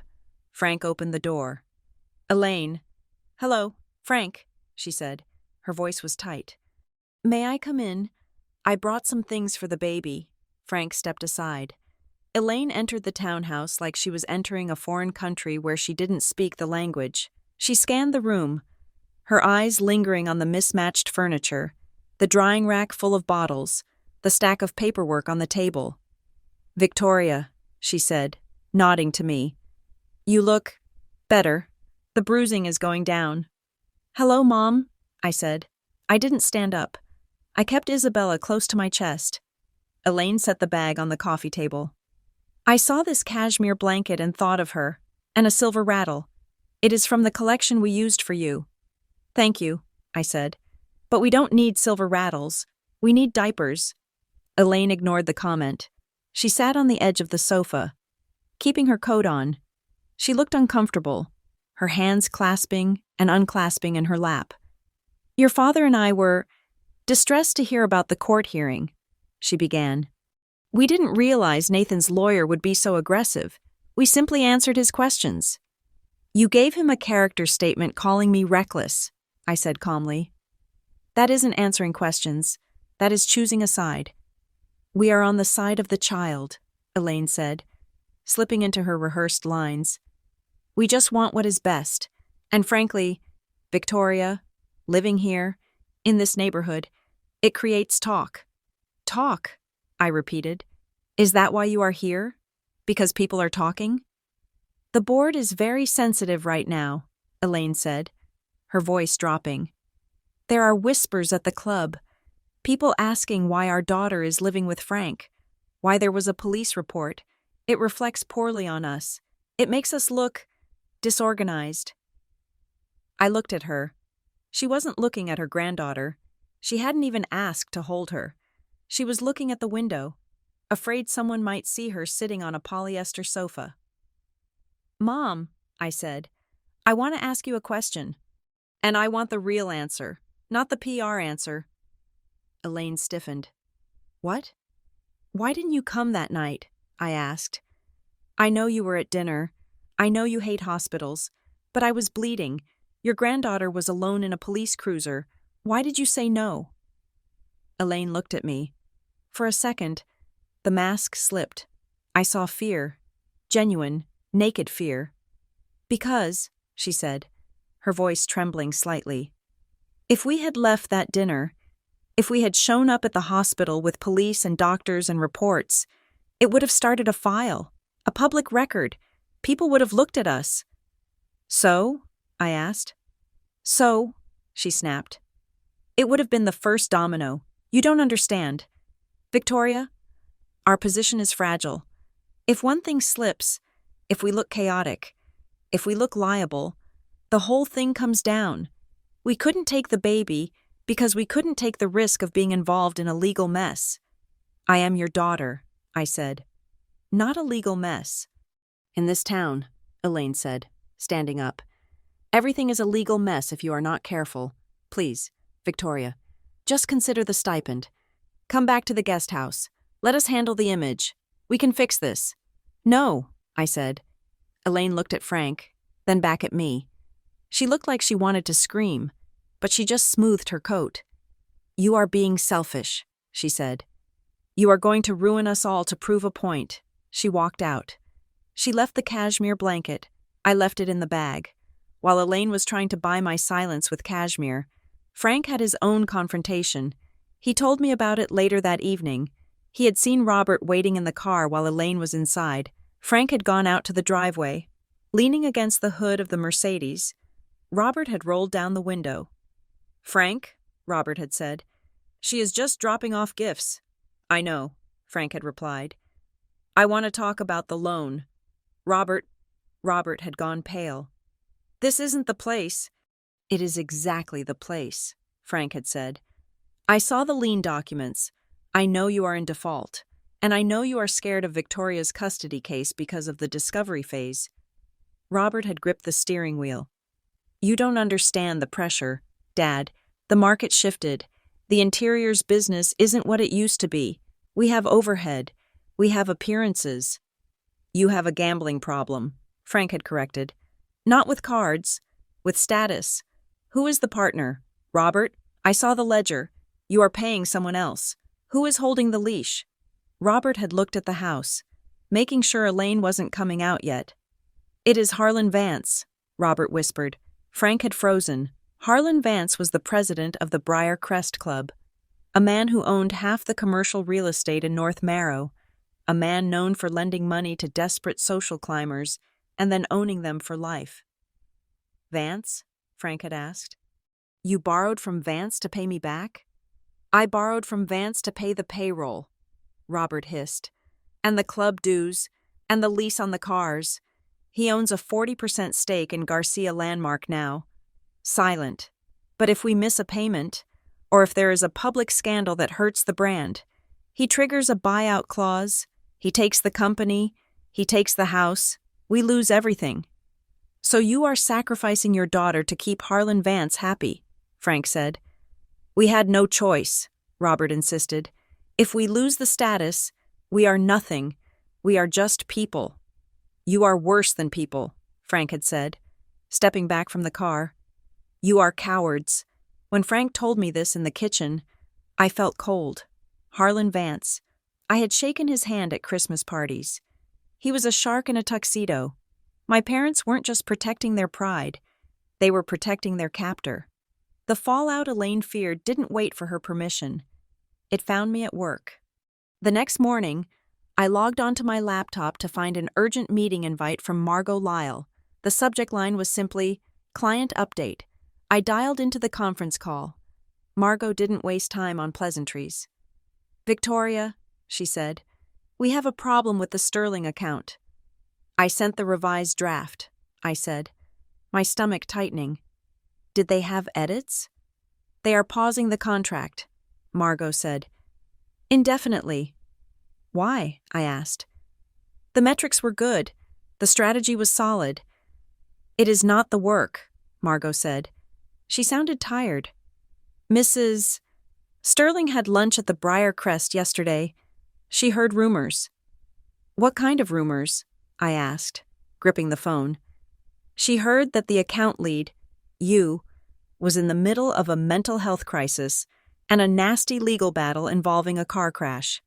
She heard that your own family had stepped back because they didn't trust your judgment.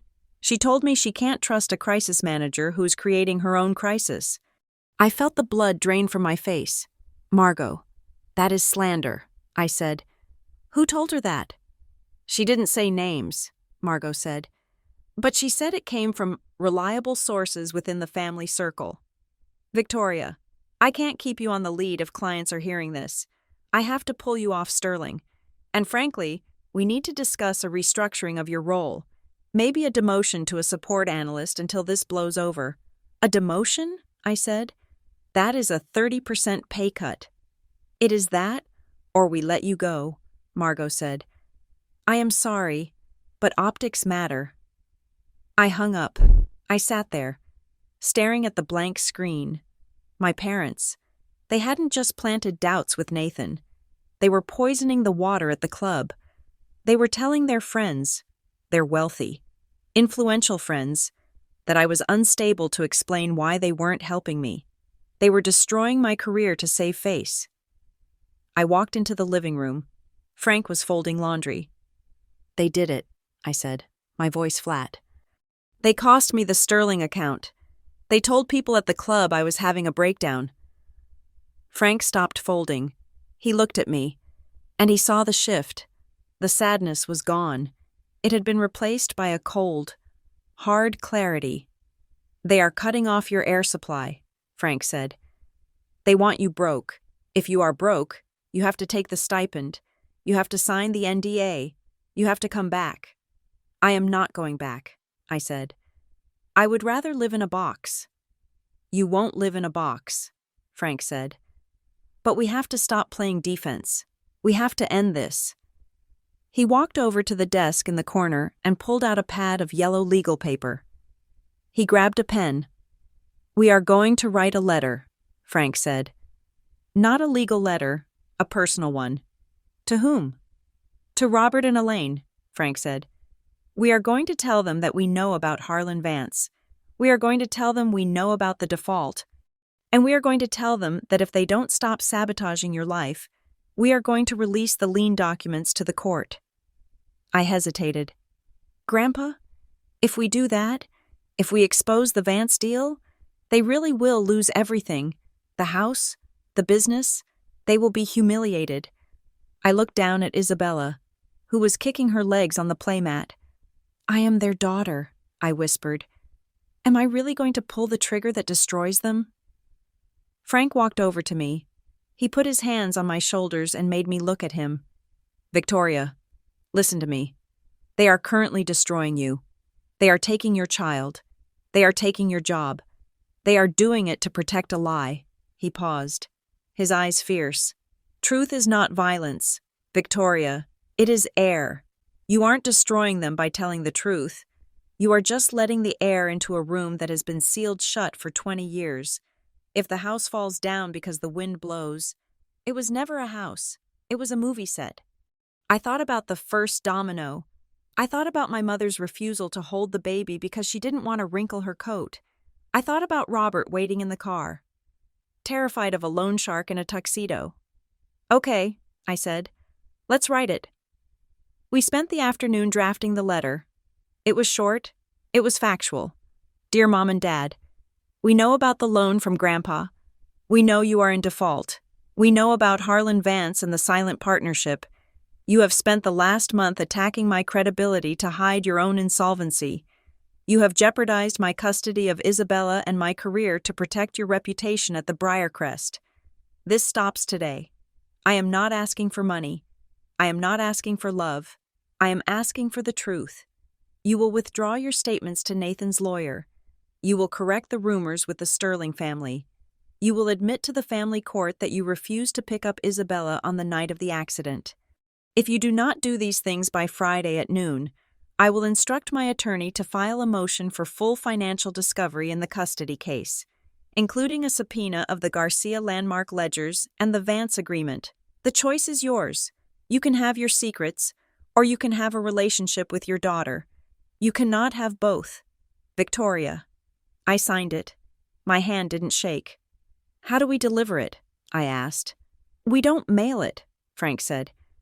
We don't email it. We put it in their hands. We drove to the house in the evening.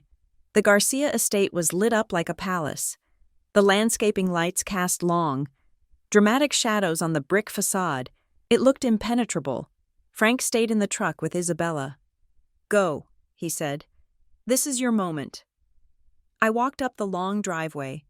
My boots crunched on the gravel. I remembered running down this driveway as a child, trying to get my father to look at a drawing I had made. He had been on a call. He hadn't looked. I rang the bell.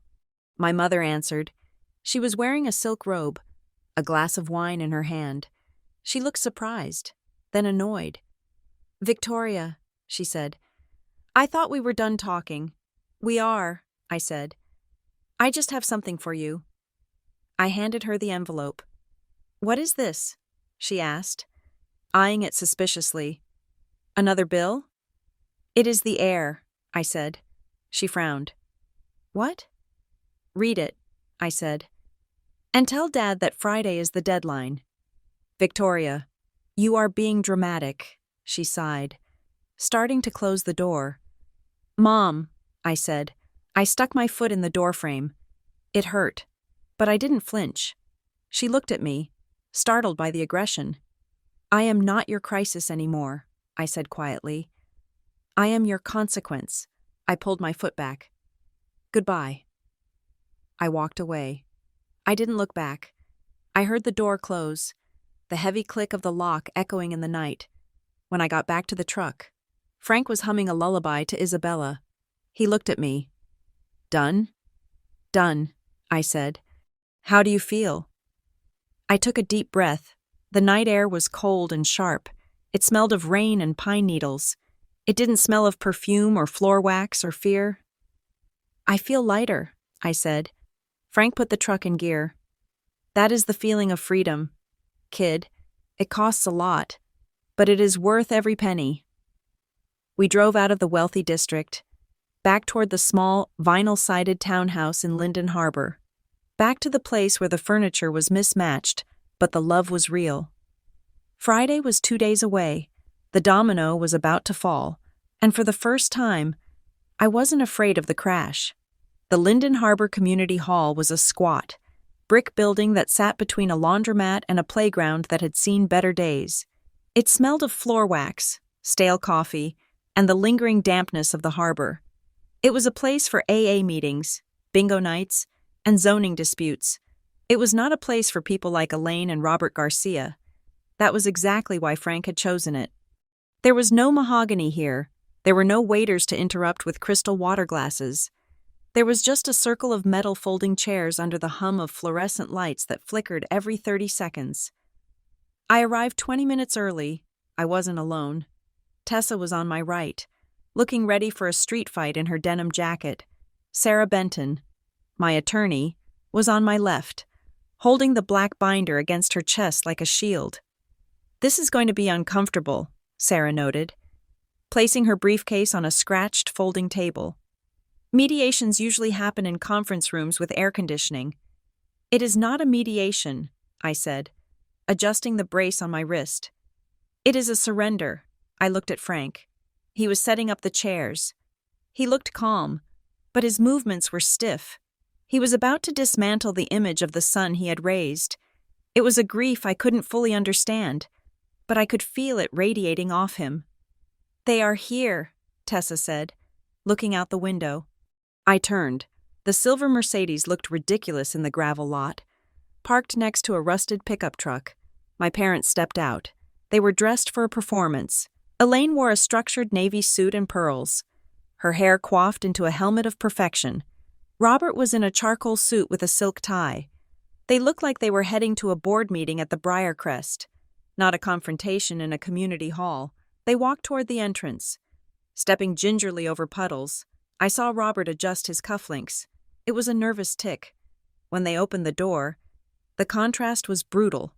The stark lighting washed them out, exposing the lines of tension around my mother's mouth and the gray pallor of my father's skin. They looked stripped. "Victoria," my father said, nodding. He looked at Sarah and Tessa with distaste. "I thought this was a family meeting." "It is," I said. "This is my family." "We can't talk freely in front of strangers," Elaine said, clutching her handbag. "And certainly not in front of lawyers." "Sarah is here to witness," Frank said from the head of the table, "and Tessa is here because she picked up the pieces you left on the roadside. Sit down." It wasn't a request. It was an order given with the weight of a father who was done asking. Elaine hesitated, looking at the metal chair as if it might stain her skirt. Robert sat first. He looked defeated. Elaine followed, perching on the edge of the seat, her back rigid. "We received your letter," Robert said, clearing his throat. "It was aggressive, threatening. It was factual," Frank said. He opened a manila folder on the table. "Let's review the facts." "Frank, please," Elaine hissed. "We don't need to air dirty laundry in front of your granddaughter's friends." "The laundry is already out." "Elaine," Frank said. "The loan, $200,000, 10 years ago. You told me it was a bridge loan. You told me Garcia Landmark was solvent. You promised repayment in 5 years. Markets changed," Robert muttered. "The industry shifted. You stopped paying," Frank said. "You ghosted me, and then you went to Harlan Vance." The name sucked the air out of the room. Elaine went perfectly still. Robert closed his eyes.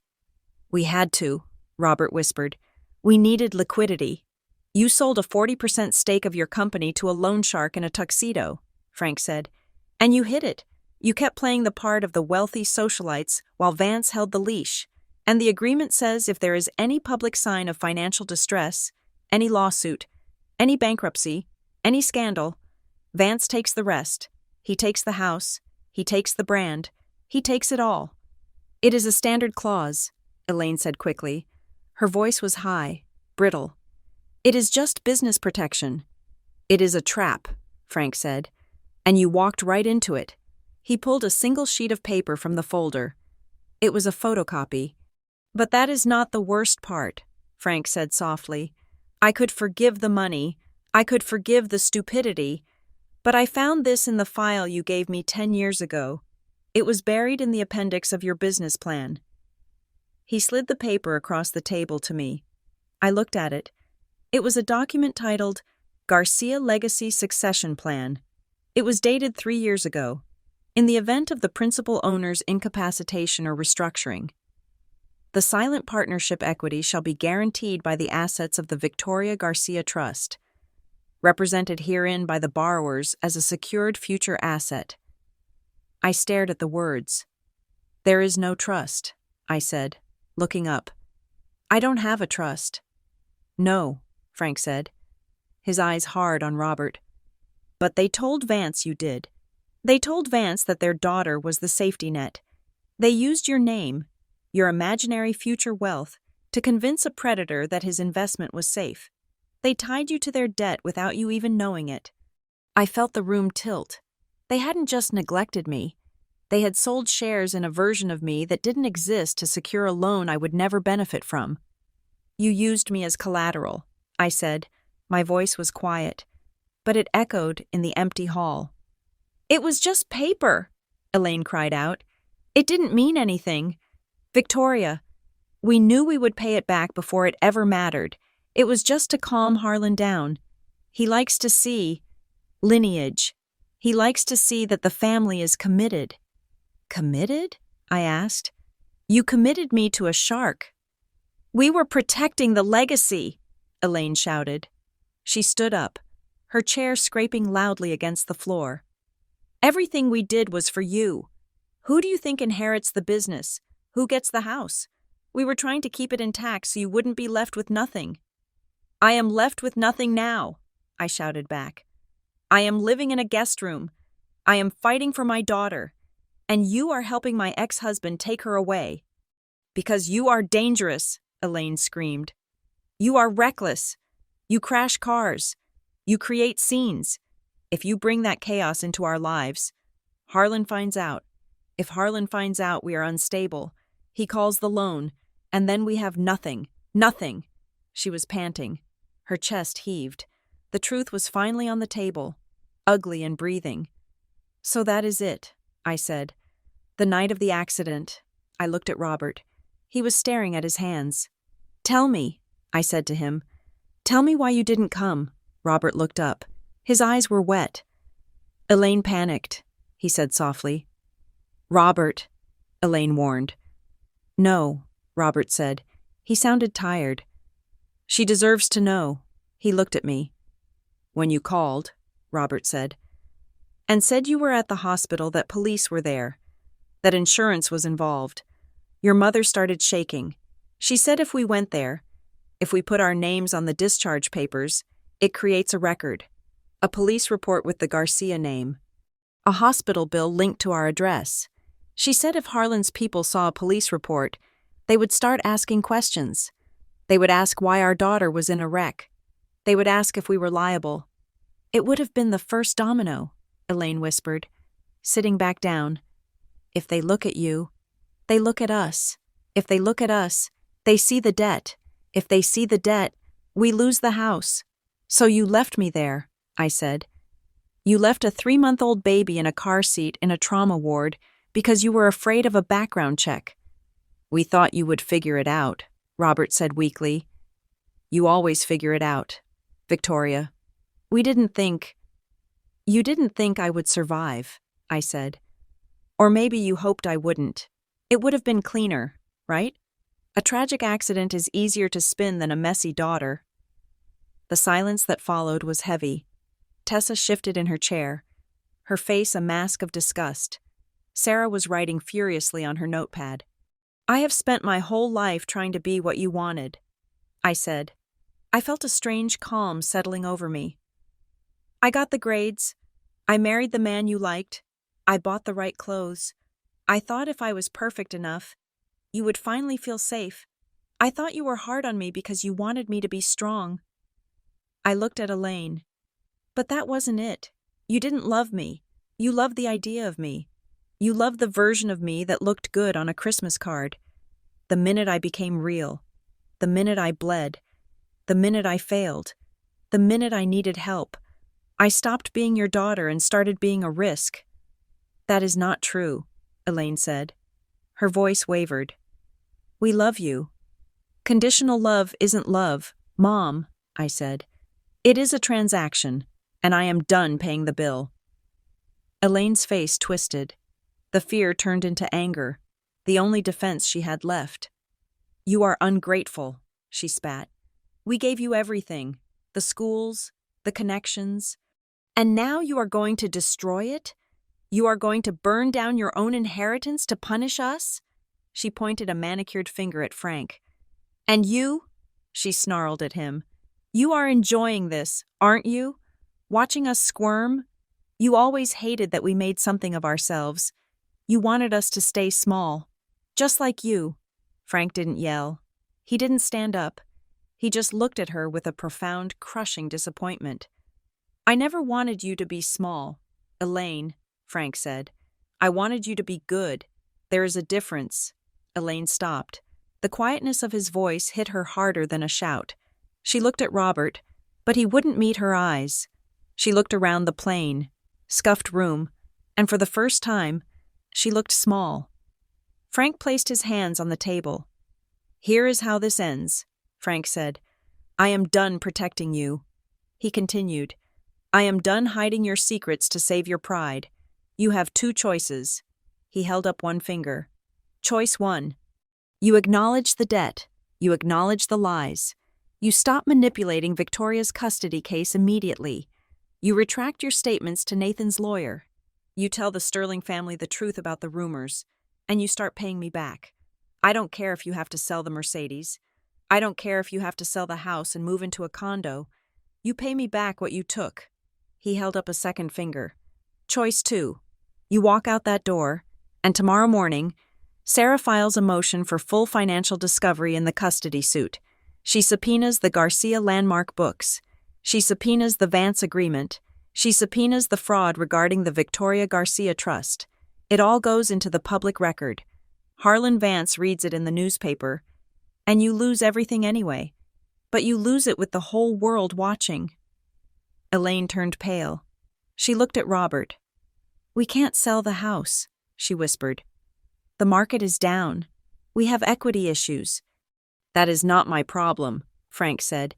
"It hasn't been my problem for 10 years. It is yours." "Please," Elaine begged. She looked at me. "Victoria, be reasonable. If we sell the house, where do we go? What do we tell people?" "Tell them you are downsizing," I said. "Tell them you are simplifying. Or tell them the truth. I don't care." "You can't do this to us," she said. Tears finally spilling over. Real tears this time. Tears of loss. "We are your parents." "Then act like it," I said. I leaned forward. "I am not bargaining with you. Mom, not anymore. I am not trading my dignity for your approval. Those days are over." "I need time," Robert said. "We need time to figure out the liquidity." "You have until Monday," I said. "Sarah has the paperwork drafted. If she doesn't hear from you by 9 o'clock Monday morning confirming that you have retracted the statements to Nathan and contacted the Sterlings, she files, and the therapy," I added.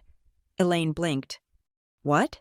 "If you want to see Isabella," I said, "if you ever want to hold your granddaughter again, you go to family therapy, with me, real therapy, not a life coach, a psychologist, and we talk about this, all of this." "I don't need therapy," Elaine scoffed, wiping her eyes. "Then you don't need a granddaughter," I said. The silence stretched. The fluorescent light buzzed overhead. "No back channels with Nathan," I listed. "No managing my image, no stipends with strings attached. You respect my boundaries, or you don't exist in my life." Robert looked at Elaine. He reached out and took her hand. She tried to pull away, but he held on. "We will call Nathan's lawyer," Robert said quietly. "Robert," Elaine gasped. "It is over. Elaine," Robert said. He looked at me, and I saw a flash of the father I used to think he was. "She is right. The cards are down." Elaine slumped in her chair. The fight went out of her. She looked suddenly old, her makeup settling into the lines of her face. "We will call," Robert repeated, "and we will look at the listing for the house." Frank nodded. He closed the folder. "Good," Frank said. "Now go home." My parents stood up. They didn't say goodbye. They walked out of the community hall. Moving slower than they had when they entered, I watched them go. I watched them get into the silver Mercedes. I watched them drive away into the darkness. The room felt incredibly quiet. "You did it," Tessa whispered. I let out a long, shaky breath. "I did." Sarah Benton closed her binder. "I will draft the confirmation agreement. I will make sure they follow through." Frank walked around the table. He didn't say anything. He just pulled me into a hug. I buried my face in his shoulder, smelling the Old Spice and the detergent he used. I didn't cry. I felt empty. But it was a clean emptiness, like a room that had been cluttered for years and was finally cleared out. "Let's go get the baby," Frank said. That night, I sat at the kitchen table in the townhouse. The house was quiet. Frank was asleep. Isabella was asleep. I opened my laptop. I had a statement to write for the court. The judge had asked for a personal declaration regarding my circumstances. Before tonight, I had been trying to write it to please everyone. I had been trying to sound professional, stable, apologetic for the accident. I had been trying to sound like the daughter of Elaine and Robert Garcia. Now, I deleted the draft. I stared at the blinking cursor. I wasn't chasing them anymore. I wasn't running after their approval, hoping that if I ran fast enough, they would turn around and pick me up. I was standing still, and I was choosing the one person who actually needed me. I began to type, to the Honorable Judge Holloway. "My name is Victoria Garcia. I am a single mother. I am a survivor of a traumatic accident. and I am rebuilding my life from the ground up. For a long time, I believed that stability looked like a large house, a high-powered career, and the approval of people who valued reputation over connection. I believed that asking for help was a sign of weakness. I believed that love was something I had to earn through perfection. I was wrong. On the night of my accident, I learned that stability is not financial leverage. It is the person who shows up when you are bleeding. It is the community that brings you food when you cannot cook. It is the grandfather who builds a crib in his guest room because he refuses to let you fall. I am not a perfect mother. I am tired. I am healing. I am learning how to type with my left hand so I can provide for my child. But I am a present mother. I am a mother who chooses her child over her pride. My parents have offered me conditional support based on my compliance with their image. I have declined it. I have chosen instead to accept the genuine support of my community and my family. The family that stayed.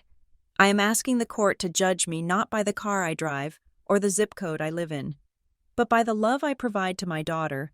I am asking for the right to raise her in the truth, rather than in the shadow of a lie. I am no longer afraid of the struggle. I am only afraid of becoming a person who would leave her child in the rain to save a pair of shoes. Sincerely, Victoria Garcia. I hit save. I closed the laptop. I walked into the guest room. The moonlight was filtering through the blinds, casting stripes across the crib. Isabella was sleeping on her back, her arms thrown up by her head in surrender. I reached down and touched her cheek. It was warm and soft. "I got you," I whispered. "I really got you." The war wasn't over. Nathan was still coming. My parents were still a risk.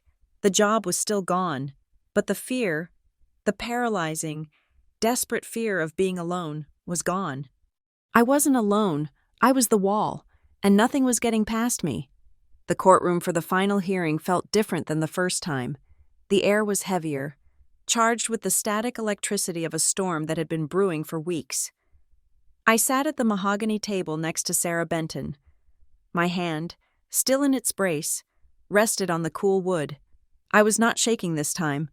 I had spent the last 3 days dissecting my life, organizing my trauma into binders, and staring down the reality that my parents had leveraged my existence for a loan. I had nothing left to hide. Nathan sat across the aisle. He looked confident, tapping a gold pen against his legal pad. His attorney, Arthur Blackwood, was arranging his papers with the precision of a surgeon preparing to amputate. Judge Holloway entered. We rose. She looked tired, her eyes scanning the room over her reading glasses.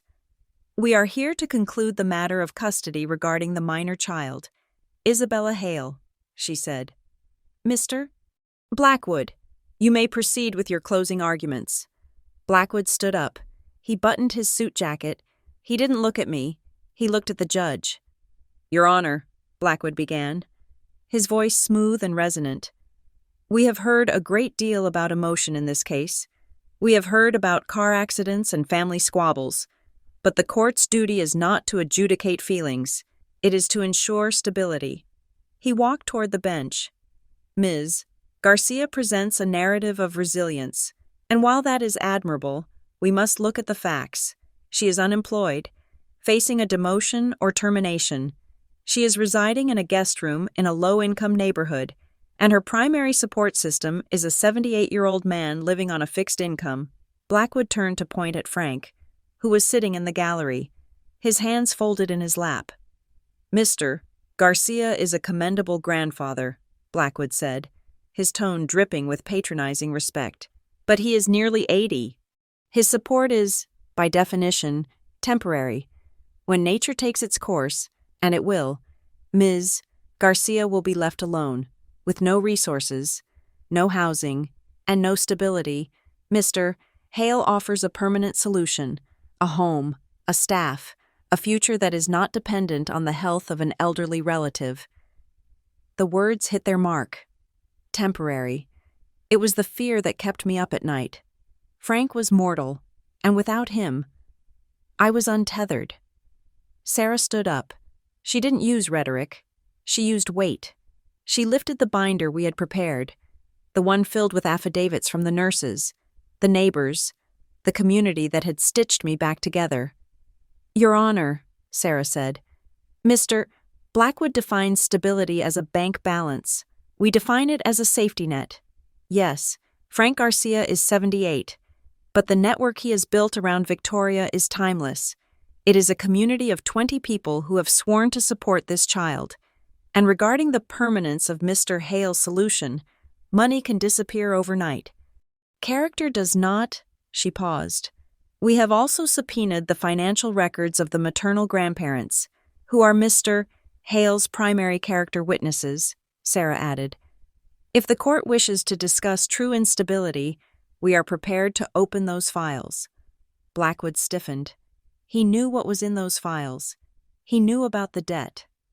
"That will not be necessary," Blackwood said quickly. "We are not here to litigate the grandparents." "Then stop using them as a prop," Sarah shot back. The judge raised a hand.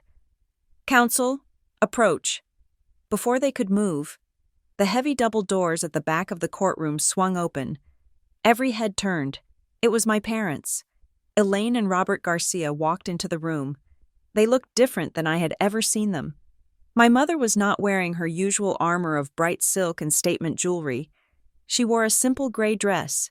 Her hair was pulled back, but a few strands had escaped. My father wore a suit, but his tie was loose, as if he had been pulling at it. They didn't look like the royalty of North Marrow. They looked like people who hadn't slept in a week. Blackwood smiled. He clearly thought this was his moment, the cavalry arriving to save his case. "Your Honor," Blackwood said, seizing the opportunity, "it appears the maternal grandparents have arrived. We would like to call Robert Garcia to the stand to clarify the family's position on Ms. Garcia's stability." Sarah looked at me. I looked at Frank. Frank gave a barely perceptible nod. "We have no objection," Sarah said. Robert walked to the stand. He moved slowly. He placed his hand on the Bible. He swore to tell the truth. He sat down. The chair squeaked. "Mr. Garcia?" Blackwood said, leaning on the podium. "Thank you for coming.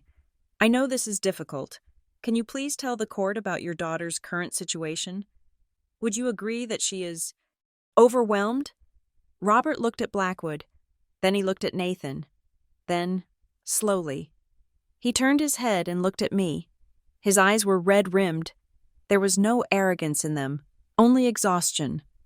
"My daughter," Robert said, his voice raspy, "is not overwhelmed. She is abandoned." The silence in the room was absolute. Blackwood blinked. "Excuse me?" Blackwood said. "You asked about her situation," Robert said, his voice gaining strength. "Her situation is the direct result of my failure." He turned to the judge. "Your Honor, on the night of February 14th, Victoria called me from the hospital. She was injured. She begged me to come pick up her and her newborn daughter. I refused." Blackwood stepped forward. "Objection. Relevance." "Overruled," Judge Holloway said, leaning forward. "I want to hear this." "I refused," Robert continued. "Not because we were unable, but because we were afraid.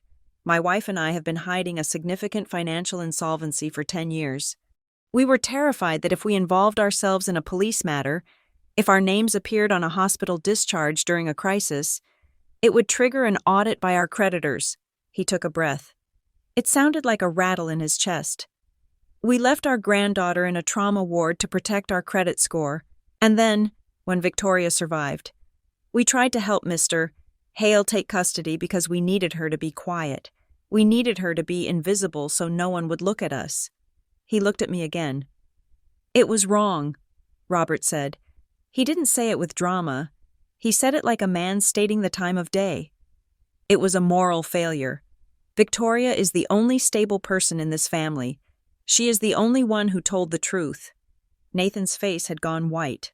Blackwood looked like he had been slapped. "No further questions," Robert said. He stood up and walked back to the bench. He didn't look at Nathan. He sat down next to Frank. "I would like to call Elaine Garcia," Sarah Benton said immediately. My mother stood up. She was trembling, visible tremors running through her hands. She walked to the stand as if she were walking to the gallows. She took the oath. Her voice was a whisper. "Mrs. Garcia," Sarah said gently, "you heard your husband's testimony. Do you agree with his statement?" Elaine looked at the gallery. She looked at the judge. She looked at the exit sign. She was trapped. If she lied, she committed perjury. And we had the letters to prove it. If she told the truth, she destroyed the last shred of her image. She looked at me. I didn't smile. I didn't glare. I just watched her. "I was afraid," Elaine whispered. "Speak up, please," the judge said. "I was afraid," Elaine cried out, her voice cracking. "I was afraid of the domino effect. I thought if one thing went wrong, everything would fall. I thought I was protecting the legacy." "And what is that legacy, Mrs. Garcia?" Sarah asked. "Is it the house? The club membership?" Elaine looked down at her hands. "It was the idea that we were special, that we were above this." She gestured vaguely at the courtroom, at the process, at life itself. "And are you?" Sarah asked. "No," Elaine said. She started to cry. It wasn't the pretty, silent crying she did at funerals. It was ugly, gasping sobs. "We are broke. We are in debt. And I haven't held my granddaughter because I was ashamed to look at her mother." She covered her face with her hands. "I am sorry," she sobbed. "I am so sorry." The judge let her cry for a moment. Then she looked at Blackwood. "Counsel," Judge Holloway said, "do you have any redirect?" Blackwood looked at his papers. He looked at Nathan, who was staring at the table, refusing to make eye contact with anyone. "No, Your Honor," Blackwood said quietly. The recess lasted an hour. When we returned, Judge Holloway didn't waste time. "This court has heard testimony regarding the fitness of both parents," she said. "Mr. Hale, while you possess financial resources, your attempt to leverage the mother's trauma and the grandparents' negligence to secure custody speaks to a lack of co-parenting integrity." She turned to me. "Ms. Garcia, you have demonstrated extraordinary resilience. You have built a support system from the ground up. You have prioritized the safety of the child above your own pride." She looked at her notes. "However, the court also recognizes the reality of your financial situation. It is precarious, and while character is paramount, rent must be paid." I held my breath. "I am granting primary physical custody to Victoria Garcia." The judge ruled. "Mr. Hale will retain joint legal custody and will have visitation on alternate weekends. Furthermore, Mr. Hale will pay the maximum guideline child support, retroactive to the date of the accident, to ensure the mother has the resources to maintain independent housing." She banged the gavel. "And to the grandparents," the judge added, looking over her glasses at Elaine and Robert, "I suggest you use this opportunity to rebuild something real. Because this court was very close to issuing a restraining order based on your conduct. You are lucky your daughter is more graceful than I am." Court is adjourned. Walking out of the courthouse felt like waking up from surgery. The light was too bright. The sounds of the city were too loud. I stood on the concrete steps, shielding my eyes. Frank was beside me. He didn't cheer. He didn't gloat. He just stood there, steady as stone, looking at me with a pride that felt warmer than the sun. "We did it," I whispered. "You did it," Frank corrected. "I just drove the truck." Nathan walked past us with Blackwood.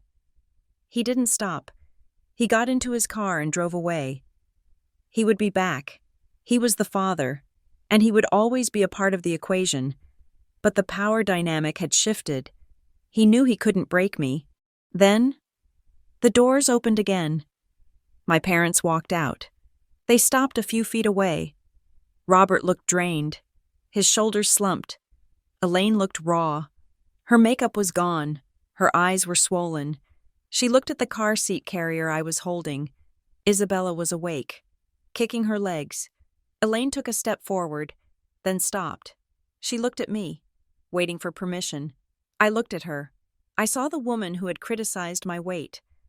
My clothes, my choices. I saw the woman who had left me in the rain. But I also saw a woman who had just publicly humiliated herself to save me from her own mistakes. "She is awake," I said. It was an olive branch, a small one. Elaine stepped closer. Her hands were shaking. "May I?" I nodded. Elaine reached into the carrier. She didn't worry about her dress. She didn't look around to see who was watching. She lifted Isabella out. The baby squirmed, startled by the unfamiliar touch. Elaine tensed up, the old panic flaring in her eyes. "Relax," I said automatically. "Support her head." Elaine adjusted her grip.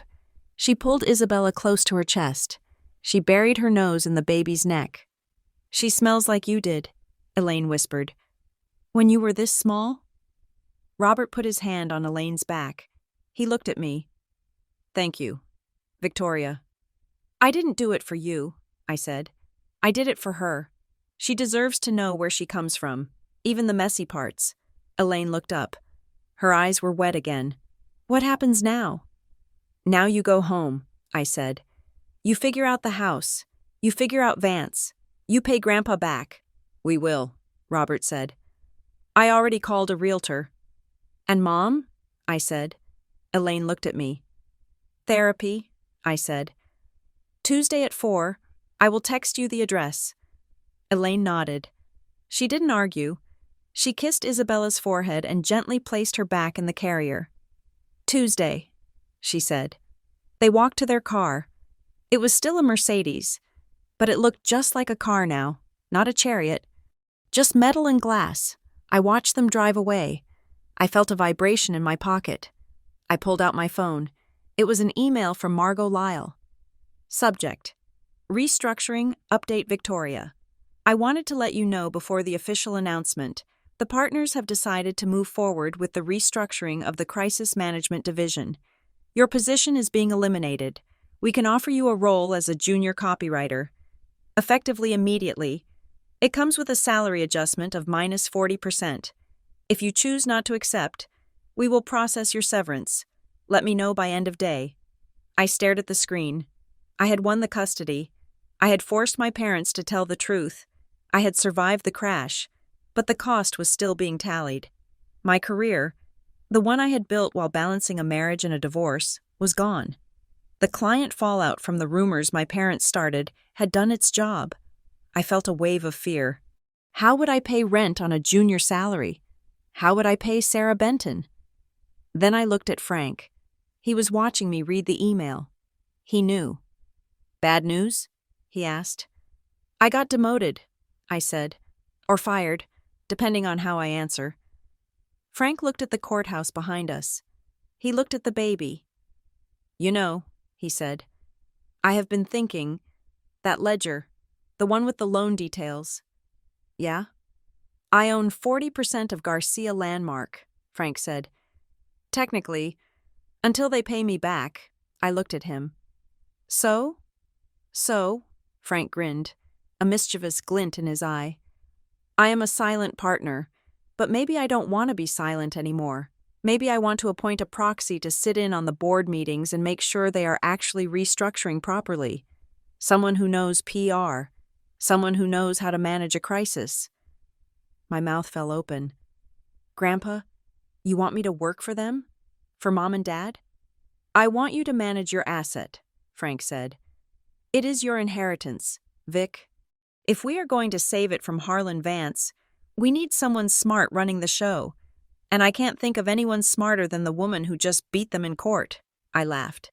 It was a short, shocked sound. "They will hate it," I said. "They will get over it," Frank said. "Or they won't, but at least the checks will clear." We drove back to Linden Harbor.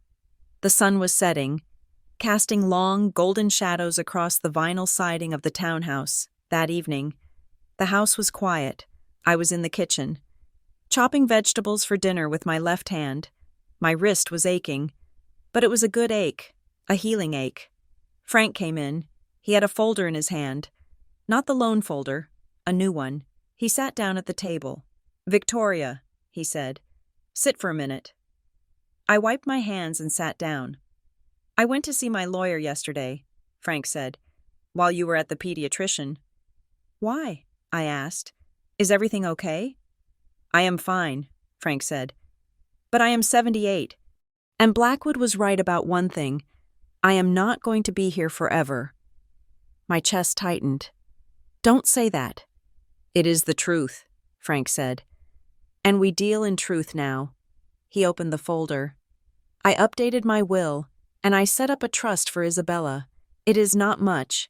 It is the townhouse, my truck, and whatever I get back from your parents, but it is locked down.